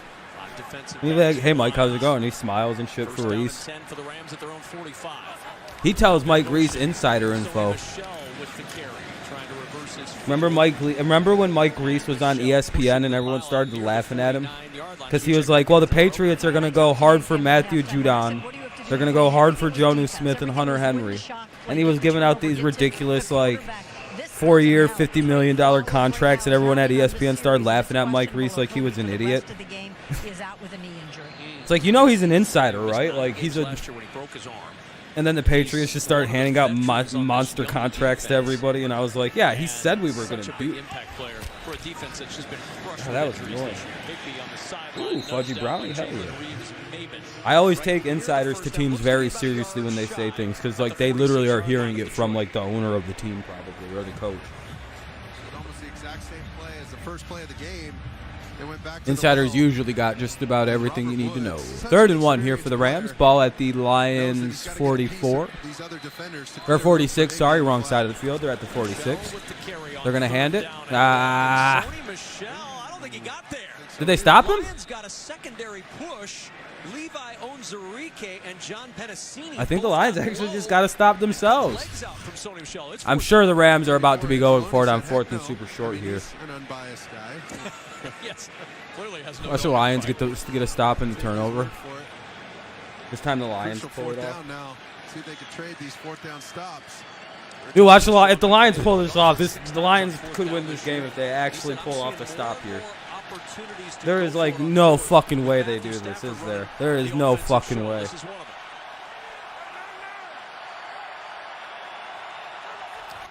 down and a yard. Play action. Stafford on the roll.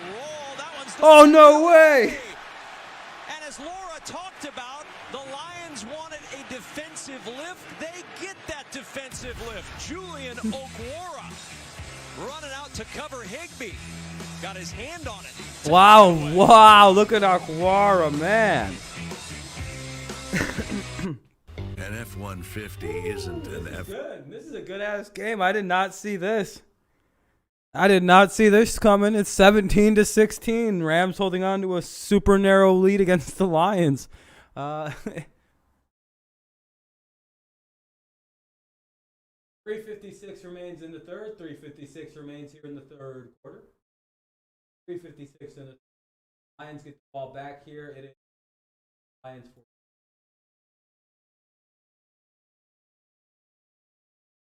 So they have it 1st and 10 at their own 46. Good field position.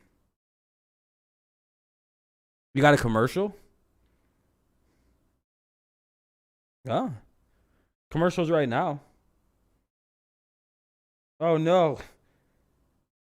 Yeah, they went for it, that one guy. They went for it. Shit, what the hell? It sounds like your TV was behind somehow.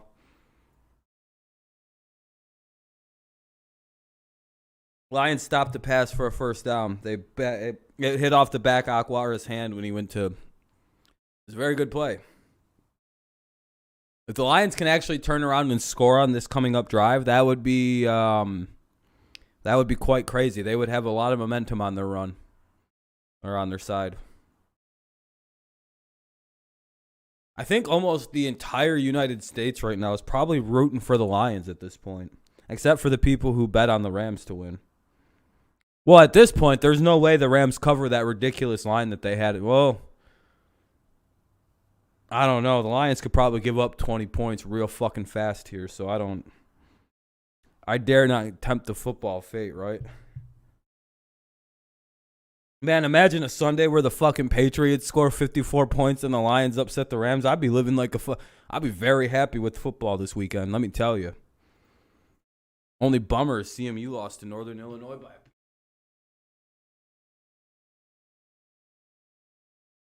his right to the running back and get out on the edge. But what he needs from Higbee, if we pause it right here, he needs him to get back flat and stop losing ground. He's leaking upfield, and that gives the defender the chance to undercut it. Now listen, Matthew Stafford can make that throw any day of the week. It's a little bit of a lot of you motherfuckers are about to be 9-2 technically, almost, right? Just like any quarterback. Who's about to be 9-2 if the games all hold at the scores that they are, including this one, the Rams and Lions?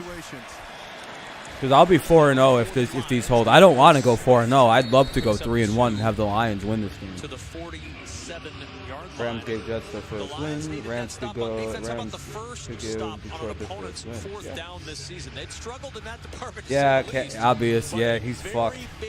I think he finally is going to get in trouble. Well, he's human like, if that shit's true, the guy's human trafficking. He needs to go to, like, he needs to be in trouble. They're going to wait. They're going to wait till he actually starts going to the Congress to testify. They'll be like, this is the new team name, by the way. They're going to wait to release that new team. Now do we see why Washington actually changed their team name from the Redskins?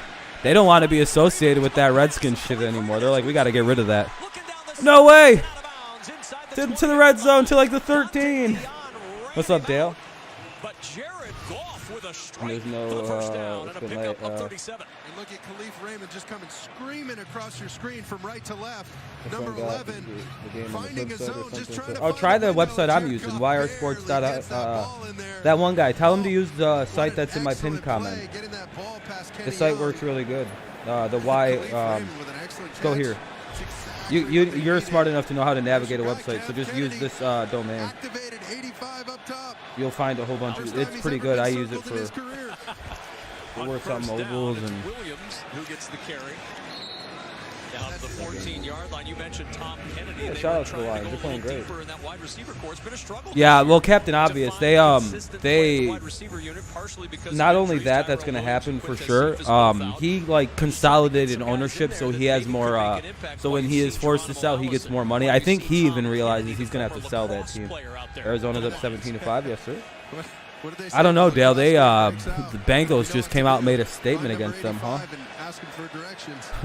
Bengals were like, hey, we're a real team. All right, Lions have it. 2nd and 8. Goff, get rid of it. Get rid of it. Thank you. There is a flag down, and it looked like Floyd was held by Matt Nelson. Looked like Nelson got him and didn't let him go once Jared was starting to get away from him. Bengals play the Cowboys. That'd be pretty good. Goff arguing and discussing.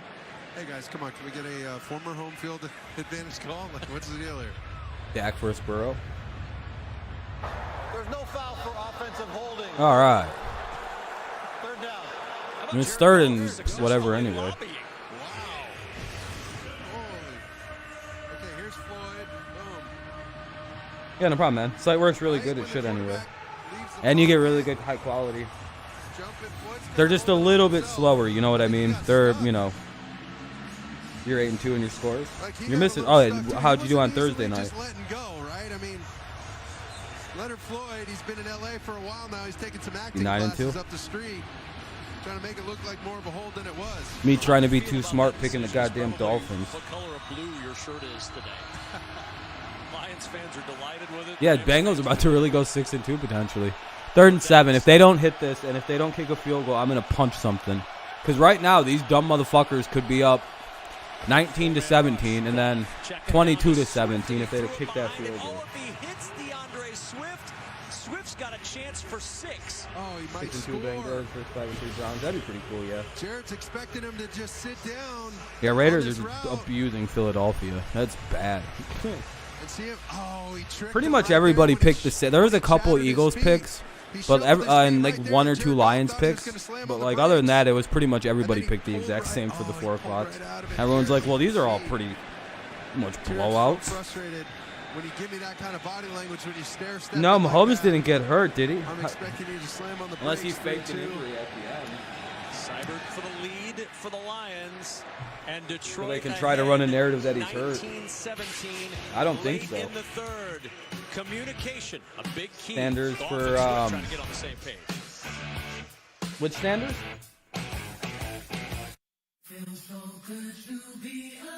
Yeah, I got these 2 great tennis players. All we need. 24-0 when he got his ass rocked up. Your uncle mad that the Eagles are going to lose? Yeah. Oh, Miles Sanders. Okay. My bad. Commercial break here. Commercial break after the Lions hit the field goal to take a 2-point lead. It is 19-17. I mean, he was taking big hits the whole game, so they probably pulled his ass so he didn't get hurt. He might have been a little banged up. I don't know. 143 remains in the third. 143 third. It'll be commercial break due to it being a, it's fucking after a touchdown or a score. They like to do their commercials in the NFL, so once it comes back on, we'll unmute it, and it'll be good. He got hurt.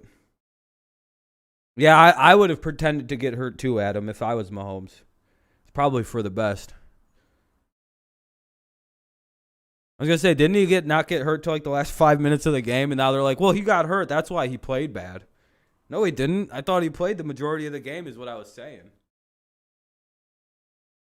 Now, if he's playing with a nagging injury, I'm not, again, we'll see what's really, I don't know what's wrong. Again, I don't blame the state of the Chiefs on Mahomes. He's not the problem with that team. Would they be doing better? If he was playing better, sure. But, when you only get the ball like 4 times in a half, you have to make every drive count or else you're going to be losing. And it's really, imagine having to score every single time you touch the ball because you only get it 3 to 4 times a half. Especially against the Titans because your defense cannot keep themselves, they cannot get the Titans off the field. It becomes real hard to win. Especially when every drive has to be a touchdown. Like, it's like, well, if we don't score twice, we're fucked. And that's pretty much what happened in this one. And I think that could be potentially starting to get to some of the Chiefs players who've been there a while. Like, that level of picking up the slack is probably tiring. Chris Spielman surprised this week by being inducted into the Lions Pride of Honor. Chris will be officially inducted into the Pride of Honor at next Sunday's home game against the Eagles. And it was amazing. I was talking with him on the field before the game, Mark, and I asked him about, the emotion he showed there. And he said it just I'm picking the Lions really next bright week. light in that room. It just made his eyes water. Exactly. Somebody's chopping onions in there. Yeah, I feel bad for Mahomes, man. He has been that defense is so fucking bad. Like Peyton Manning and Aaron Rodgers fans like to pretend like they had bad defenses when they were coming up, but like no, Mahomes has a bad defense. During the return, holding. Lions money line next week. Yeah, I'm easy, Sparty, easy pick. Yeah, same here, Mike. I'd love to play the Chiefs this year. Cardinals, Cardinals are unstoppable now with Hurts. Yeah, Hurts is unfair that Spielman got in the Lions Ring of Honor. Hey, let's go. Pretty sure they kicked the ball off now. Hey, good for Spielman. As of October 31, he gets his name in there. Well, yeah, Dale. I mean, you can have bad games. Like, are we supposed to crucify him because he had a bad game final? But again, when you would watch the game, the Titans would have the ball, and then you'd look back up, and there would be 6 minutes off the clock. Rams 7.5. Yeah, it's not. That wouldn't feel good. They just got first down. I wouldn't have touched this game. Touchdown catch of Zach Ertz's career with the Arizona Cardinals. takes this one 47. Well, I feel good about all my other picks though this week. So it looks like I'll either be 7-4 or 8-3 heading into Sunday night. So I'm happy about that. Got balls and he had to run for his life again. Yeah, that O-line is still bad too. Matchup on Fox with the Green Bay Packers coming up in Arizona. AJ Parker. Another injury. Kansas State still down after that play. And the Lions can ill afford to lose anyone else in the secondary. Jeez, another injury for the Lions. We'll step aside for a quick timeout from Los Angeles. Your mama, bro. Mama. Bro. They're 3-4. Yeah, I know. Chiefs. I said the Chiefs would go 1-15 or 16. And so far, I'm more right than the other people. Oh shit! You can't even see me. If you have good eyes, you can see that I've been power posing on all of you for this entire stream. It's been quite glorious to hit like T poses on you guys, one-leggers, stand like this for most of it. So happy Chiefs fans are. Yeah, well, you know, You know what's going to be annoying, though, for everybody is when Patriots fans next year decide that they're just going to become fucking royal shitlords again. Because if Max starts balling out for the rest of this year, oh boy, are we going to get intolerable. Because we've dealt with a lot of shit the last two years here now. Now I'm really getting tired. Ever since we lost to the Titans in that playoff game. Boy, oh boy, have people been talking a lot of crazy shit about the Patriots. Yeah, yep. I remember what everybody said, too. Welcome to being a shitty team now. Give us a chance to rebuild like we gave all your poverty franchises chances to rebuild for 5 seasons at a time for most of them. We already played. We beat the Jets 54-13 today. We kicked the shit out of the Jets this afternoon.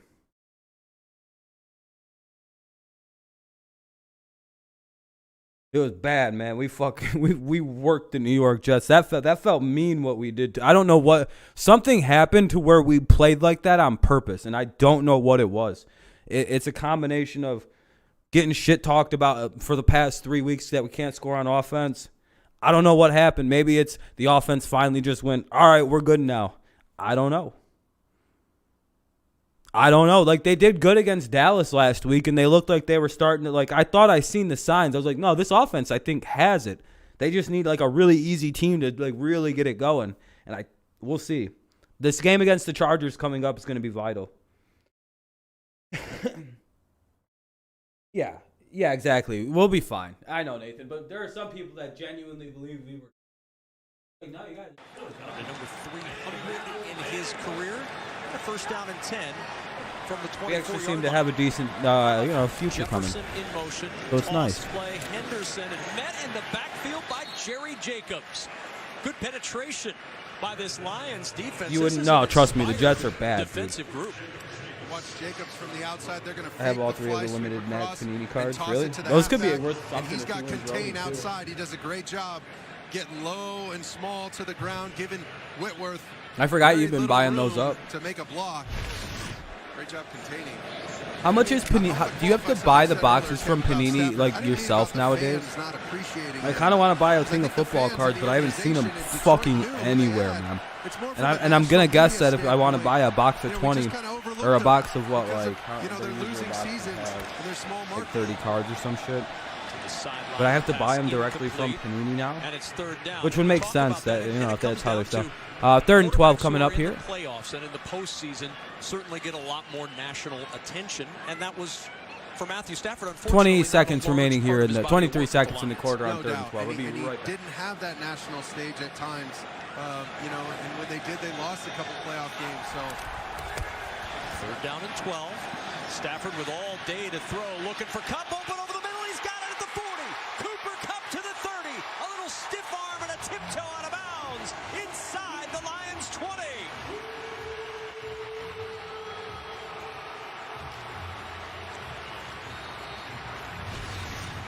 Watch Matt Stafford's eyes. We talked about this.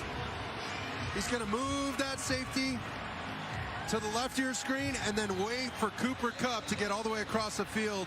Excellent job by Matthew Stafford. We'll be right back after this.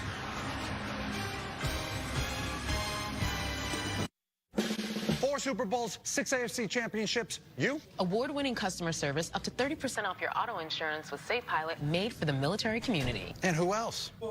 That's all. USAA, only for the military community. All right, that'll be the end of the third quarter. The Rams will have it 1st and 10 to the Detroit 19. 1st and 10 for the Rams at the Detroit 19, so the Rams have the ball, good shot of scoring. Fourth quarter coming up, commercial break to pause. I think you can buy them from some Walmarts, but only boxes with like the 4-packs. Panini Elite.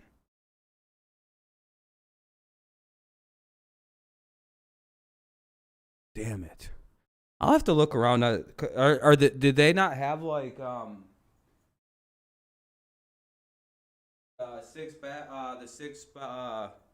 Panini Prism? Are they not making these?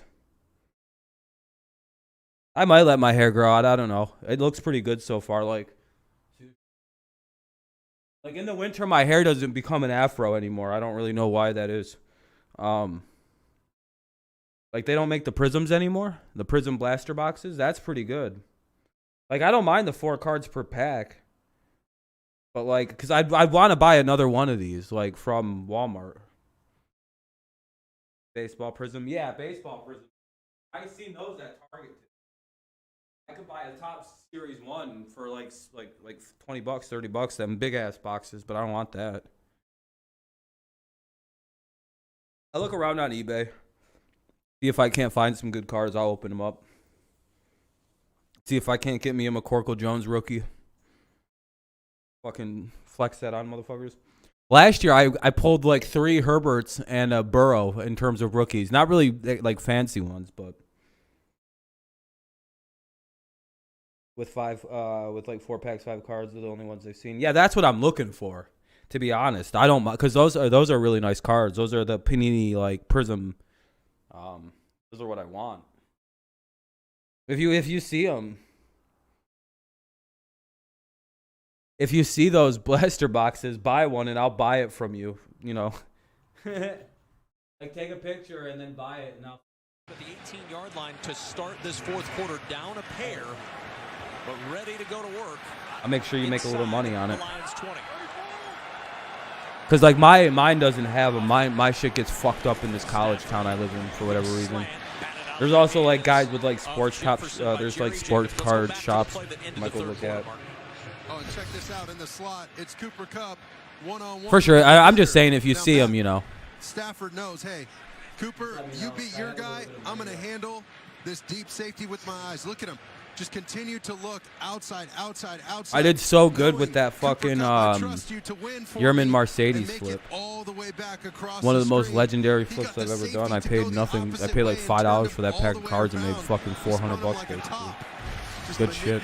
Defenders with his eyes. That's textbook for all those quarterbacks watching. Fourth time now that Cooper Kupp's gone over 150 yards receiving in his career. Or Target giving fake sports cards now? Pumps off the play fake, directing some traffic. They'll try to check it short to Kupp. To be fair though, I did get my Yerman from showing some nimble footwork to avoid the big hit from Alex Anzalone. Cooper Kupp almost got smoked there on the sidelines.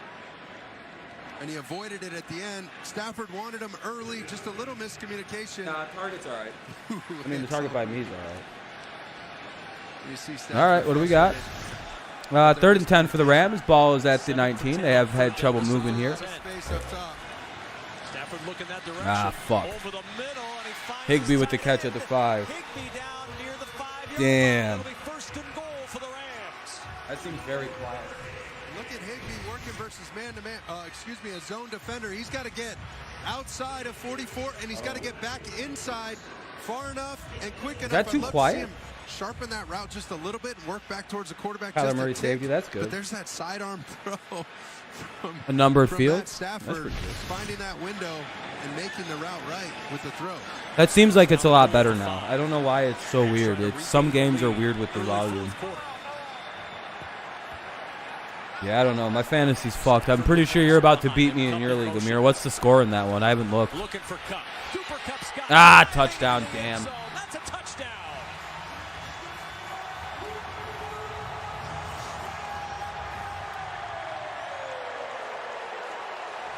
They're going to go for 2. They're going for 2 because that would put them at 25, right? Of the afternoon in his ninth this year. And watch Cooper Kupp. He's going to slide all the way around and make this defender chase. No, yeah, you got to go for 2 here because the touchdown still puts you at a loss. But if you make it and go for it here, when you make him cover the entire field, the entire width of the field. Yeah, you go for 2 here. You pretty much have to because that makes it so the Lions, if they score, they're still down by 1. This is a good move because if they only kick it here and the Lions score, they can tie it. This is the first time they've gone for 2 this season. Dude, Lions fans are loving this game. Dude, I think Lions fans are just happy they're not getting the shit kicked out of them. Oh, I lost? Oh, damn. Oh, I forgot I do have Stafford in that league. I have a couple really good ringers in those kind of leagues. I keep forgetting I have the Rams back on top. Cooper Kupp for 6. Oh, never mind. 2 more for number 2 and a 6-point lead. Lions can tie the game with to live is to ask the big question. I was wrong. I thought it was going to be 27. My bad. I don't know why I thought that was going to be a 10-point play. Cooper has 40. Sheesh. Sorry, Amir. Sometimes you get lucky like me. Yeah. If you were going to ever beat me in fantasy, this was the week to do it. Everybody's out for me this week. It's fucking brutal, dude. In one league, I had to start Jared fucking Goff, dude. Because nobody would trade me any players. I tried trading like 3 different people and no one would reply. So I'm like, oh, is that how it's going to be? You're not going to trade the 1-5 team a quarterback? I got to run Jared Goff this week. Yeah, that's where's Mike. In your league, I'm killing it. I hope I remain undefeated after this week. I'm trying to see if I can.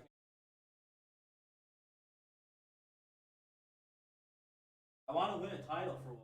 I want to just be able to go.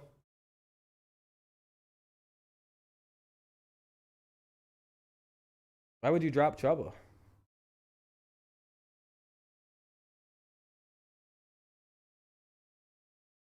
Oh, yeah. In your league, I was all right. In every other one of my leagues, I was fucked over this week. But I make good moves with kickers and stuff like that. Like, I started the Giants kicker today. Was that a good idea? In a lot of leagues where I didn't have... I think I have Tyler Bass on every team, except I couldn't use him this week.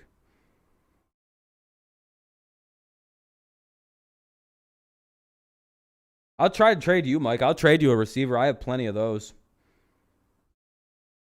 I don't mind giving... I have thousands.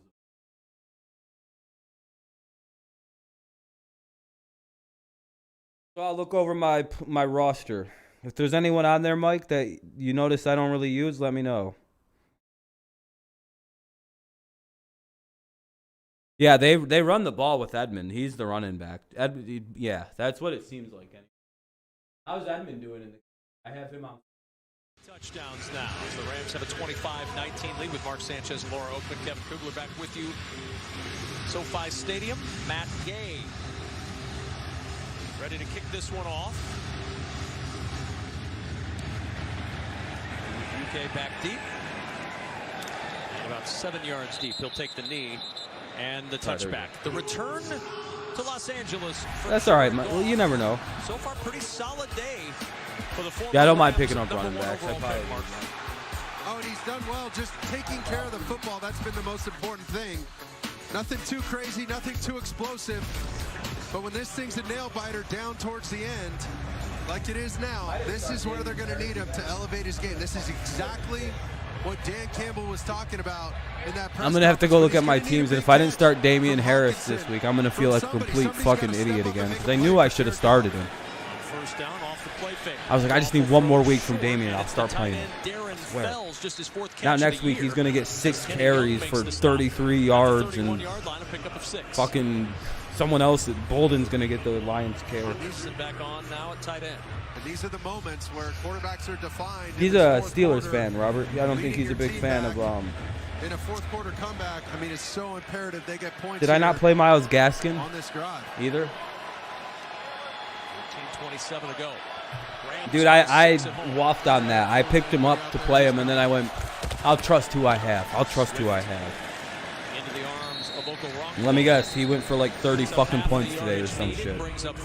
Almost one of the more genius pickups of my fantasy career. Dude, I did that with Cordarrelle Patterson. Like, I played him in one league and didn't in another, and then he had like 40 points in both leagues, and I went, fuck. I lost one of those leagues by like 2 points. And I was like, God damn it. I have good instincts on fantasy. I know what to do. It's just I whiff at some moves. You know what I mean? And then I get pissed because it's always big ones. Pick up Hines from Indy. Yeah, he's pretty good. And down at the 39-yard line to move the chains. First down, but a flag. He's probably gonna have a big. There's flag. Oh, there's a flag on the defense. Wow. Ashawn Robinson. Let me do a couple penalty things. The first down for the Lions. And they brought 5. They had a free rusher off the edge. Coming late. Creeping in. Don't be surprised if the Rams come back to that. All right. He thought it was a hold. Well, yeah, he wasn't right. It's a fair opinion. I probably should fix my mic up before the next stream. That's probably what I'm going to do. I wonder what he said to his parents. All right, now. I got to start charging up my devices. Oh, shit. Goff will flip it forward to get positive yardage to Hawkinson. All right. Not a bad little play. Sandwiched near the 44-yard line. Jordan Fuller first contact at tight end. I'm going to wait till the next commercial break, and then I'll start switching shit around.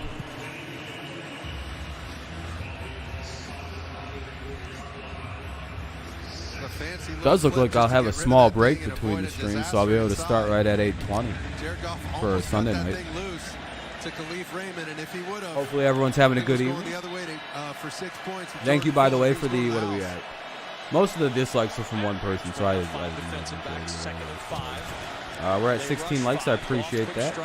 Almost to the goal of 20. We'll see how close we get to it. 48-yard line, 1 yard away from the first down for the Lions. 3rd and 1 for the Lions here. Can they get the first? Hopefully. Hopefully the Lions score here. That makes the game way more interesting as it continues toward the end.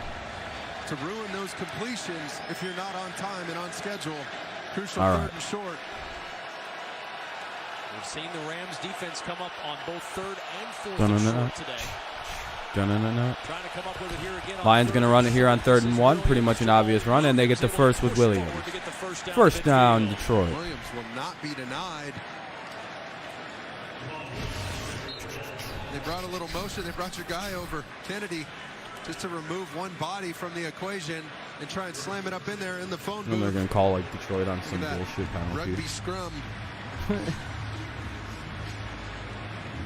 lot of humanity in there for Jamal Williams to navigate around, but there have been few in the league who've done it better this year than Jamal Williams. Jonathan Taylor's the best, but Jamal Williams over 32%. Yeah, Mahomes did leave the times game he's after he rushed got the his ball, ass he's whipped gotten the first on. down, including that one. From midfield, it's Swift this time trying to get the speed to the outside, and he's got the corner tiptoeing out of bounds with a first down. Dante Dion edged him toward the sideline, but he picks up 11 at the first, but a flag. It's always flags against the Lions. Vaitai called for the hold. Dang. I forgot about that part with the... No, just kidding. Vaitai. These goddamn refs.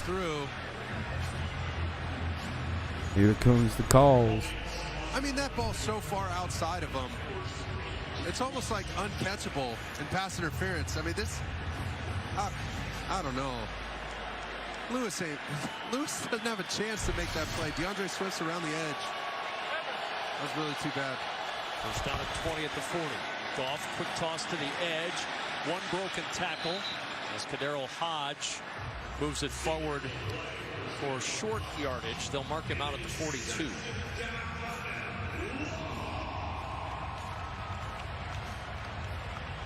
Second and 18. Dante Deon was all over that. Number 21, great read on that quick little minus throw or a now throw, basically telling the receiver, don't move, just turn around from your position at the line of scrimmage and show me your numbers. I'll get you the ball to your upfield shoulder. Excellent recognition. The fourth-year player at Boise State. And Rams rush. Hawkinson on the receiving end, and Ramsey not only trying to take the tight end down, trying to take the ball away from T.J. Hawkinson. It's third down. And that's just the confidence of Jalen Ramsey, but look at Hawkinson running right by him. We said he's going to be around him all day, especially in man-to-man. If anybody can run with this guy, it's Jalen Ramsey. Like I said, similar body types in case they want to throw him any jump balls. Ramsey can jump with the best of them. And then to cover across the field like that and then sure up the tackle, trying to... Sorry, I'm just reading something. Sorry, I got to send something weird. He's everything you want in a defensive back. All right, 3rd and 11 for the Lions. They're going to go with the delayed draw. Oh, he got close to a first. Oh, they got the first. Sheesh. Uh-oh. You can read the lips of Dan Campbell. He said, "Atta boy, Swift." Looks like that's what he said anyway. Could have said something different. Good block there. Great blocking by the Lions line there. Was that Sewell? Go get the first down. DeAndre Swift really coming into his own. Is that Mr. Penei Sewell? Staley said early in the year, week 1, we got to see some out of him. We need some out of this guy. He hasn't been healthy for a while. We need some production. Ooh, Los Angeles has to take a timeout here. The Rams will take a timeout. Tuesday, the World Series begins. Freddie Freeman and the Braves make their first appearance. Since they're doing a quick timeout thing. Well, actually, you know what? This game will finish in time. I don't really probably worry about it. Game 1's Tuesdays in Houston. Coverage starts 7:30 Eastern on Fox and the Fox Sports app. Braves fans were pretty fired up last night with that win over the Dodgers to eliminate them. DeAndre Swift pretty fired up, 89 receiving yards. That's a career high for Swift. And Jared Goff on this drive, a perfect 6 for 6. But it's sort of the exactly what the Jared Goff season been. You guys are saying anything? I'm not ignoring anybody, but it's just check down passes. Nobody uses the running backs outside of Matt Ryan more than Jared Goff. I mean, these are okay. Yep. No one's chatting. That's what's going on. It is dinner time, so. What we got? 8:07 remains here in the fourth. It's 19-25. 25-19 Rams lead. 25-19 Lions down by 6. There's no splash plays over the top. You got to grind this thing out, and that is ball is from the 40. Rams bring pressure. They run into it with Williams. Williams into the secondary. He's got a first down. There's a bit of a splash play down to the 24. Pickup of 6. Lions get it down to the 24-yard line. Lions running pretty well right here. No flags. He finally comes through, and after blowing it on that 4th down in his alignment, he's got a chance to come through and make a huge block kick out right there. 89. He gets a piece of 2 different people. All right, 1st and 10 now. The Lions are going to run it. Might as well keep running it. About 3-4 yard pickup. At this Rams front down to the 22-yard line. To the Rams 22, the Lions go. Just a heightened sense of awareness right now as you creep into this red zone area, as you approach the 20-yard line. You got to be so sharp on offense, especially the Lions. No room for error. We've said I hope Goff is able to get this. This is a big play for Goff. No missed alignments. I need you exactly on your spot, receivers. 2nd and 6 at the 22. Big swing. Swift. Oh, he's able to stay on his feet. And Swift close all right. to the first down. Into the red zone. About a yard short at the 17-yard line. Troy Reeder, Taylor Rapp both had a chance. So 3rd and 1, and they're at they're in the red zone here. They'd have kicked that field goal, it'd be 22-25. You're 62 and 42. Oh, did a bunch of games just finish? Almost. Yeah, you could basically start chalking these up as W's, these 3, if you got them. Between him and Williams, I mean, give those guys the ball. I don't care if you got to snap it to them in shotgun, whatever it is, give them the ball. 3rd and 1. There's the handoff. Williams, first down. 4 for 4 on 3rd down this drive for the Lions, who were 2 for 10. They just converted again, dude. 7 drives today. I mean, this is just want to. This is grit. This is toughness. They're just slamming it up in there saying, hey, we know we can't run with you guys from sideline to sideline. We're going to slam it up in a phone booth. Yeah, I think I'd be at 42 losses. I forgot how many I have. It's either 38 or 39 right now. They're just I think it's 38. right now on this one drive. First down and 10. Going into this last week. And Williams upended outside. Yeah, they weren't able to get much on that one there. Let me look. Young said, not again, man. I know you guys are pulling these guys to try and find me. Watch them pull. Big Let me 73 see. right here to go kick out. Watch them give them the okey doke. 38. So 3 losses would be 31. So 42 would be the most I could get to if the Lions lose here. There's the kick out block right there, well executed, and then 89. Unless one of those teams just blow a gigantic lead like the Raiders or the Texans or the Raiders, Cardinals, or Bucks blow a huge lead. Lions, 2nd and 10, throws. Oh, fuck, he gets picked. Jalen Ramsey, of all people. 4:53 remaining in the game, picked off by Jalen Ramsey. Forces the pick. Ramsey's 2nd of the year, and the Lions. Oh, man. That is super unfortunate. With really long. Why isn't this an upgrade? Hold on. So it'll be 1st and 10 for the Rams at their own 23. 1st and 10 for the Rams at their own 23. They take the ball away from the Lions. Damn it.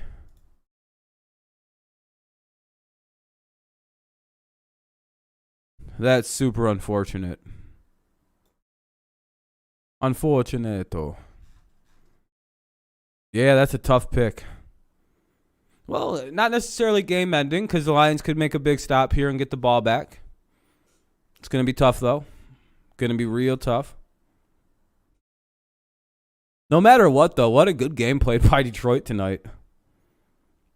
The fact that most people had them getting absolutely cheeked up in this game to the point where I think most of us deemed this would probably be unwatchable at this point in time. I don't know. That's pretty good.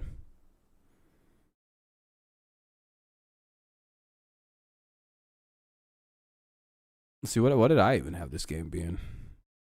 I don't think I was kind to the Lions either. Yeah, I had them losing 35-14, so I didn't even think the Lions stood a shot in this one.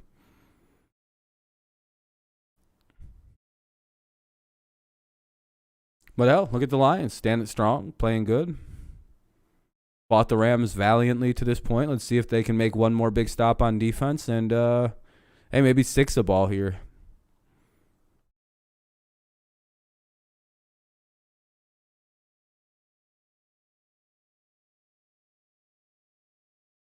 But all right, so we're waiting for the game to pop back on. It's a commercial break. It'll be 1st and 10 for the Rams at their own 23. 1st and 10 at the Rams 23 for the Rams.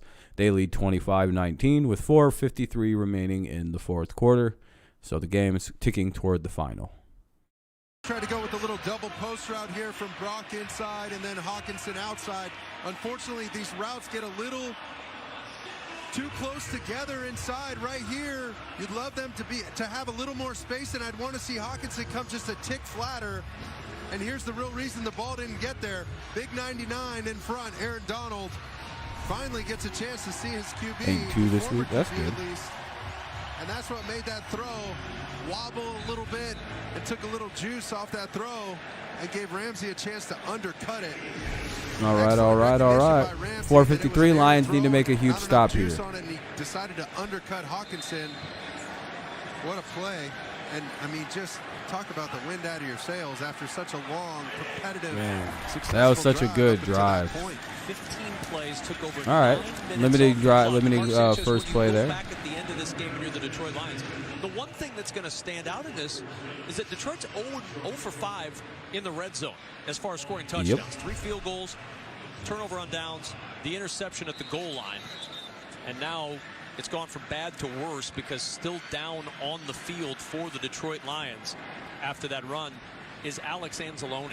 And not what you want. I mean, he came over from New Orleans with Aaron Glenn, the defensive coordinator. And he's really the heart and soul of this defense. He knows this system. He knows what to do and knows exactly what Aaron Glenn is asking out of his players. He's the communicator. That's exactly right. Pistons play the Hawks. How are the Pistons doing this year? How's their record? Lined up. It's good to see. Up and jogging to the sideline. Hopefully he'll be okay. It's Mark Sanchez. Looking good, or? It's absolutely paramount for the Lions. They have to get a stop here. It's taking them so long to get down the field. And as you mentioned, they don't have any margin for error. I mean, they needed points out of that drive. They were so close in this thing. All right, let's see what the it's been a sec since they've showed the downage. I'm sorry about that. 2nd and 7 here. Ball's at the 26-yard line. Let's see what the Lions do here. Rams looking like they might be trying to run it. 2nd down and 7. Send the man in motion. They're going to go play action, dump it off. I guess, yeah, tight end screen. A little bit of an interesting play. Near the 32-yard line. I think another Lions player is hurt. And Walker on the stop and a Hopefully not. 3rd down. Right now, oh, that's not too good, but you can turn around 0-2. To let the Rams convert a couple of 3rd downs here and run this thing out. Oh, no doubt. This is their ball game. Yeah, this is a big moment here. If they can get a stop here, they still have a chance. But if not, this is a brutal moment here. Empty like this. Big sack would be crucial here. Let's see what happens. 3rd and 1, 3:35.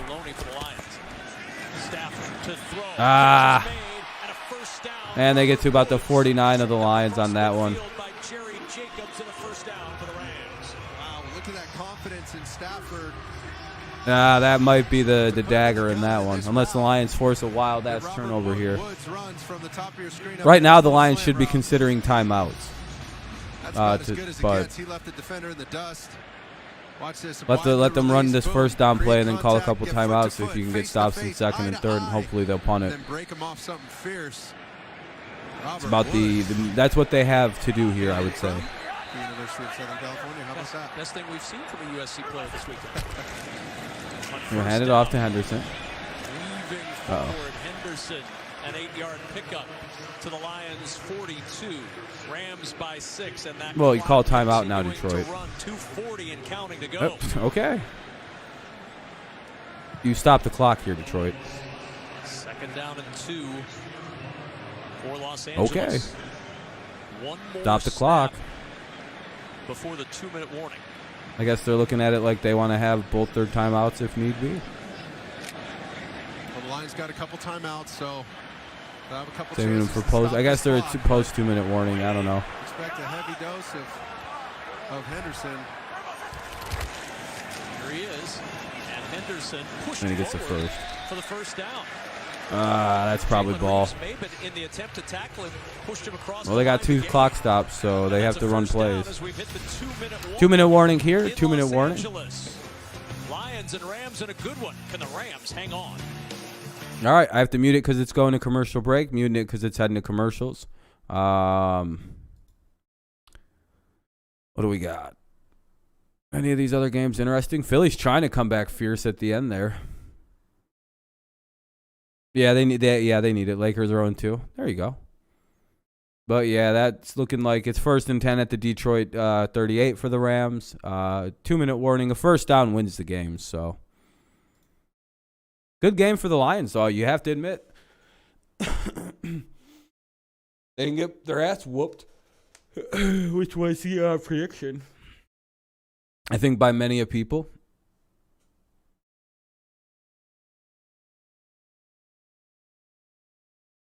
Yeah, like fucking 1st down's the game. Yeah. Yeah, pretty much. I don't disagree. Lions defense played really good today. For what they are, that was a good defensive effort. But Goff throwing a pick there at the end really nullified this really good job by the Lions today. I mean, they played just about as good as you could against this Rams team. Can't really think of too many big mistakes, you know. 0 for 5 in the red zone, but again, that's kind of on Jared Goff, you know what I mean? It's like, again, it's a commercial break anyway, so 2-minute warning. I'm going to switch this over to speaker thing.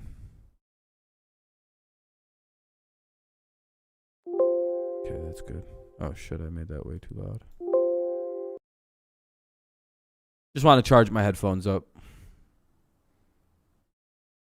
Dun, dun, dun, dun, dun.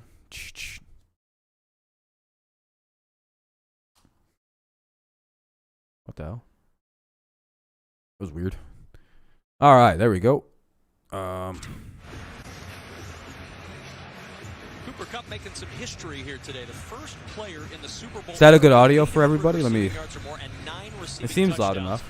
In the first 7 games of the season. Well, I don't think there's any top QBs in that draft next year. Not worth where they're going to be picking. They might be better off if they want a quarterback to trade off that pick that they're going to get, and, or just take Kayvon Thibodeau. How the fuck you say those weird names? 1st and 10 for the Rams.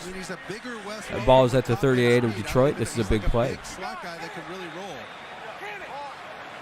Because after this, it starts the timeout game, right? Like, right after this play, the Lions are going to have to call timeout.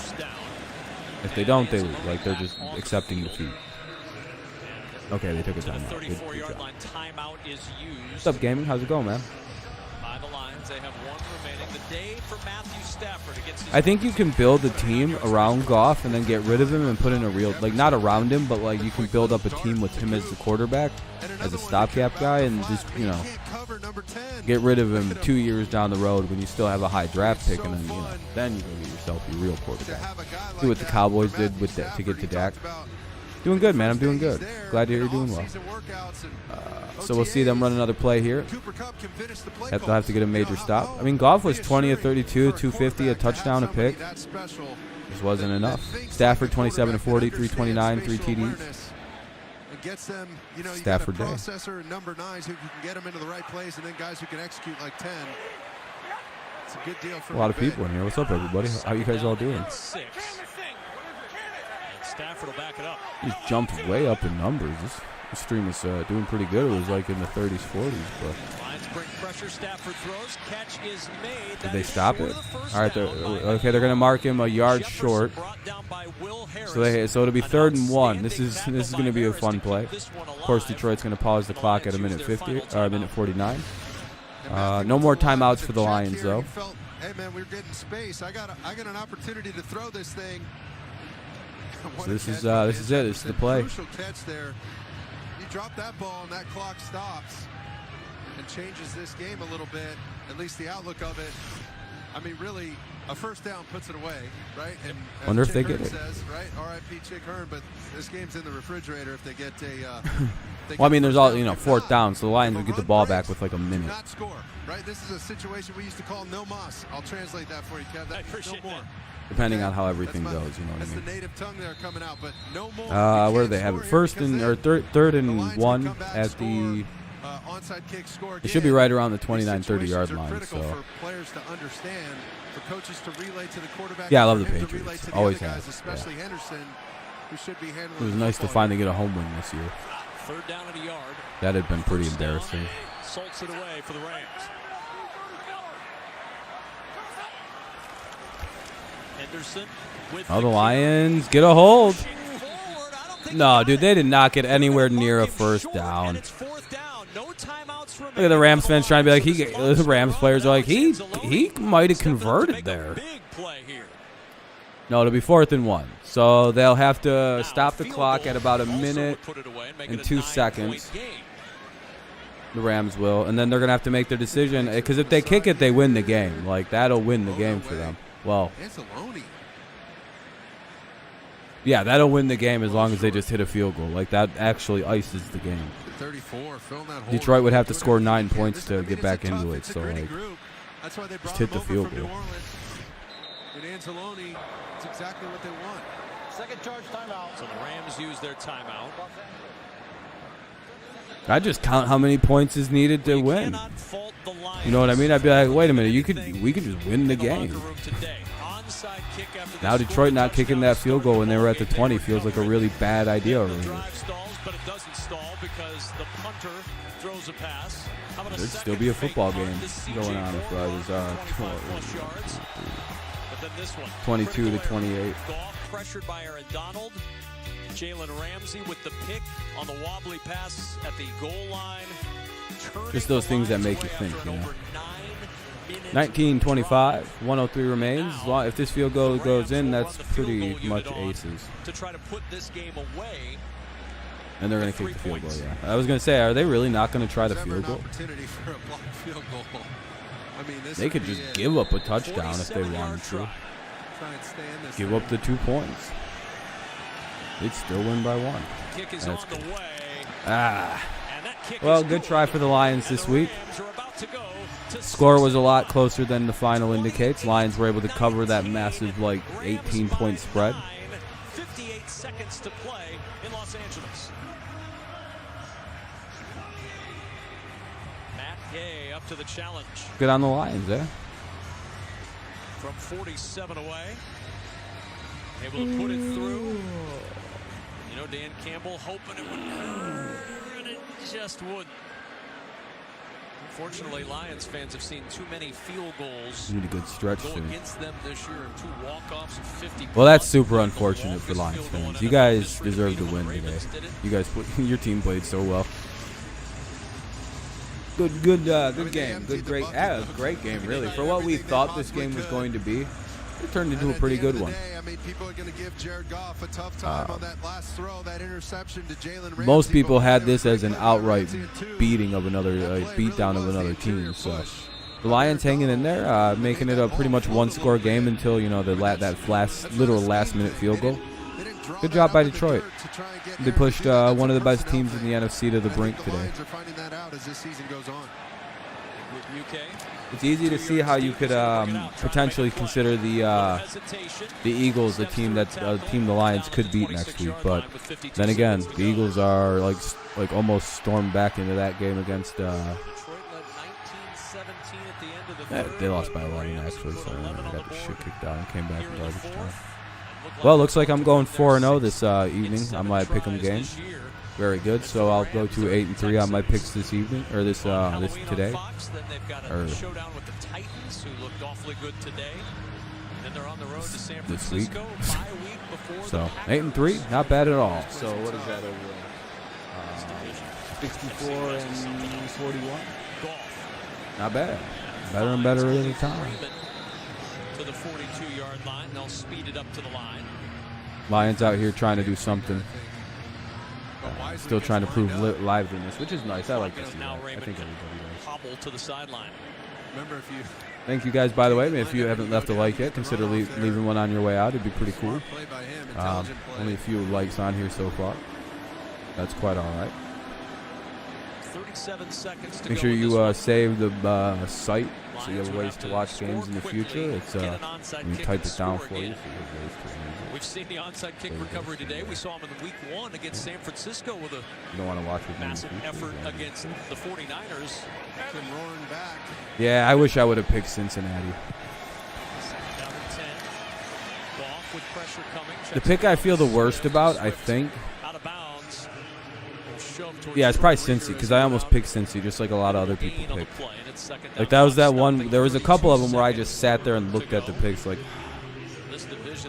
Bengals are so due. Like the Ravens are so due for a loss that they can't luck their way into. Rams this year, San Francisco and Seattle behind, but you know they can cause people Sunday and Monday, yeah, yes sir, yep. I'll be live Sunday night, Monday night, yeah, man.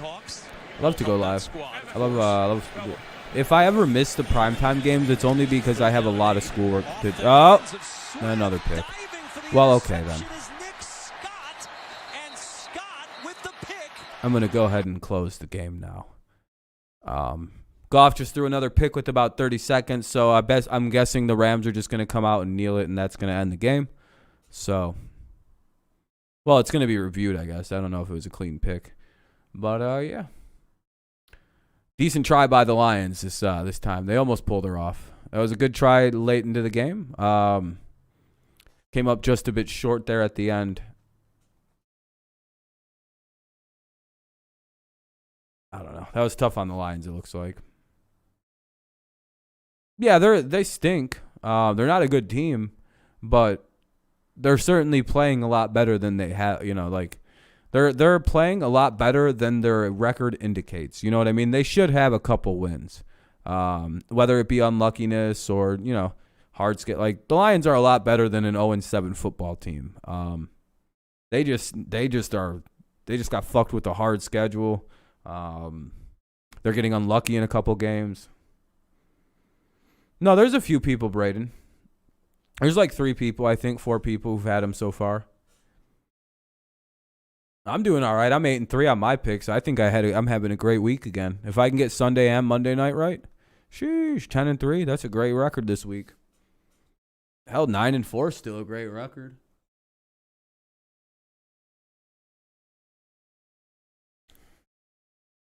It's very hard to get 10 wins for me now this week. I got to pretty much perfect out the nightcap games.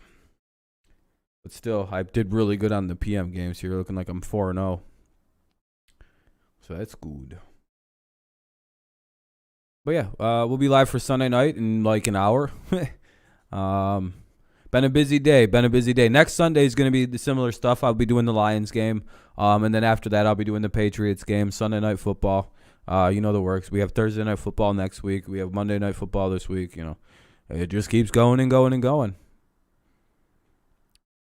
Busy, fun day. Another multi-hour stream. Sundays are always the full days, right?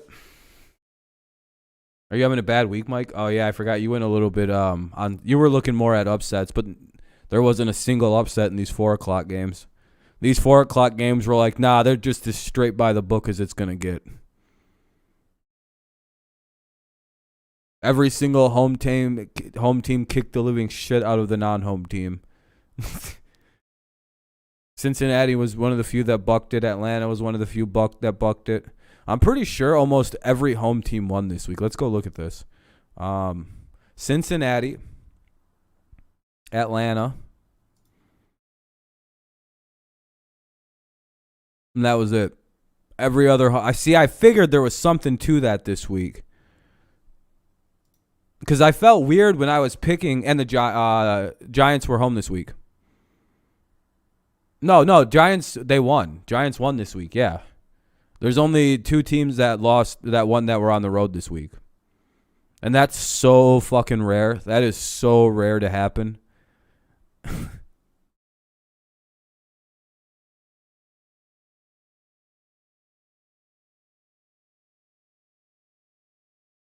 Eagles didn't win. Eagles lost. Eagles got the shit kicked out of them. What? No, literally only 2 away teams won. The Bengals and the Falcons. Oh, are you guys just talking actual upsets? Like I don't know what you're talking.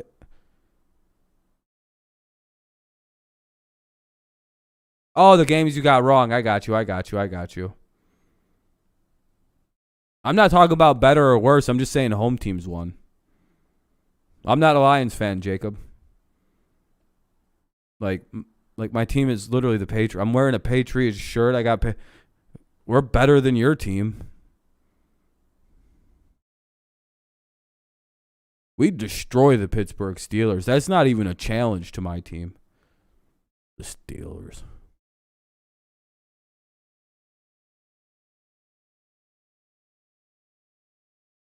I don't even think I've ever seen us lose to this. No, just kidding. I've seen us lose like 3 times, 4 times. Yeah, I'm just playing around, Jacob, by the way. Yeah, same here. I'm surprised the Titans put work on them. Let's see. Did anyone leave likes on their way out? I hope we got a couple more. Up to 17, 16, 17 of them. The people left like 1 or 2 likes. I appreciate it. Very kind, very kind. Hopefully, we get a few more before everyone takes off. But, 9-2. Nice. I'm 8-3 today, I believe. which is 7-3, which isn't bad. No, how the fuck? How are you 9-2 today? That's your record's 9-2, but like you would be 8-2 today, actually. Neither is basically the same thing. Unless you had the Broncos winning.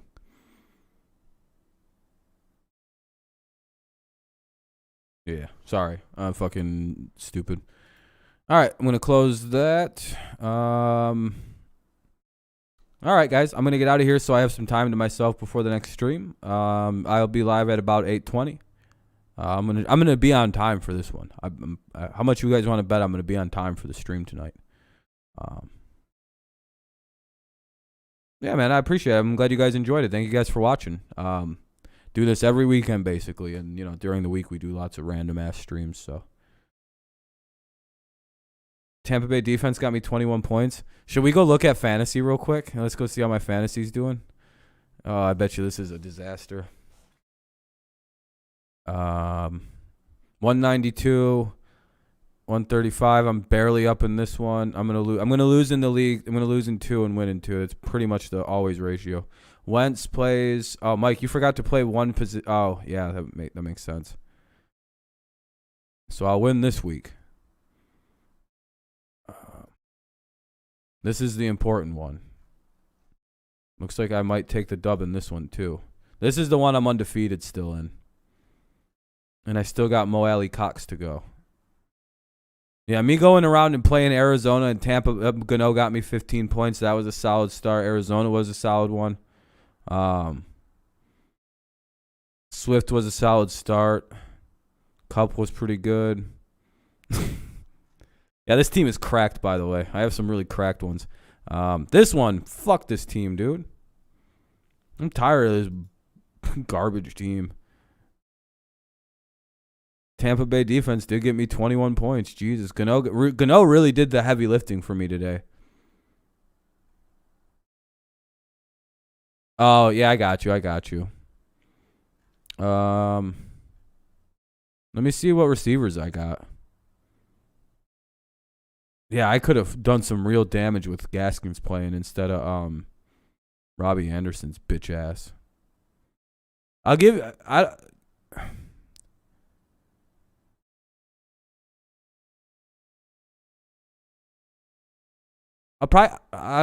know. Hold on. I have to figure some shit out. I could give you Tyler Lockett.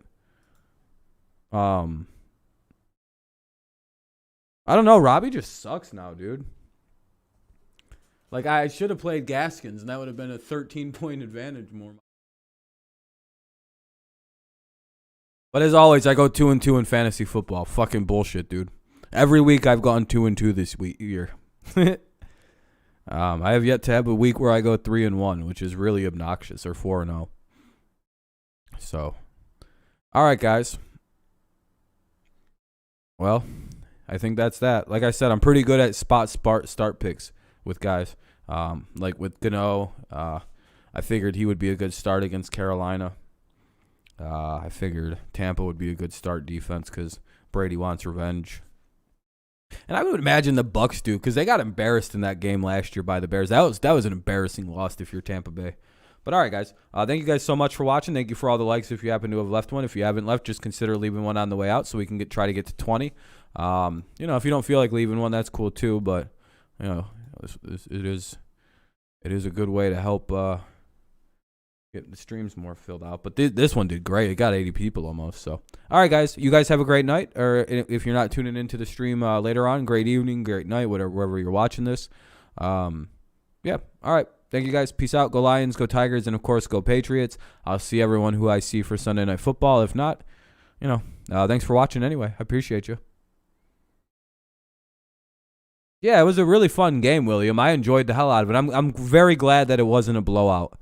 I was very, very much happy. If you're a Lions fan, you should be happy with the way the game turned out because, that was supposed to be a very different game. So, It was a really nice one. Detroit came out and tried, but then, they just don't have the firepower to like compete with the Rams.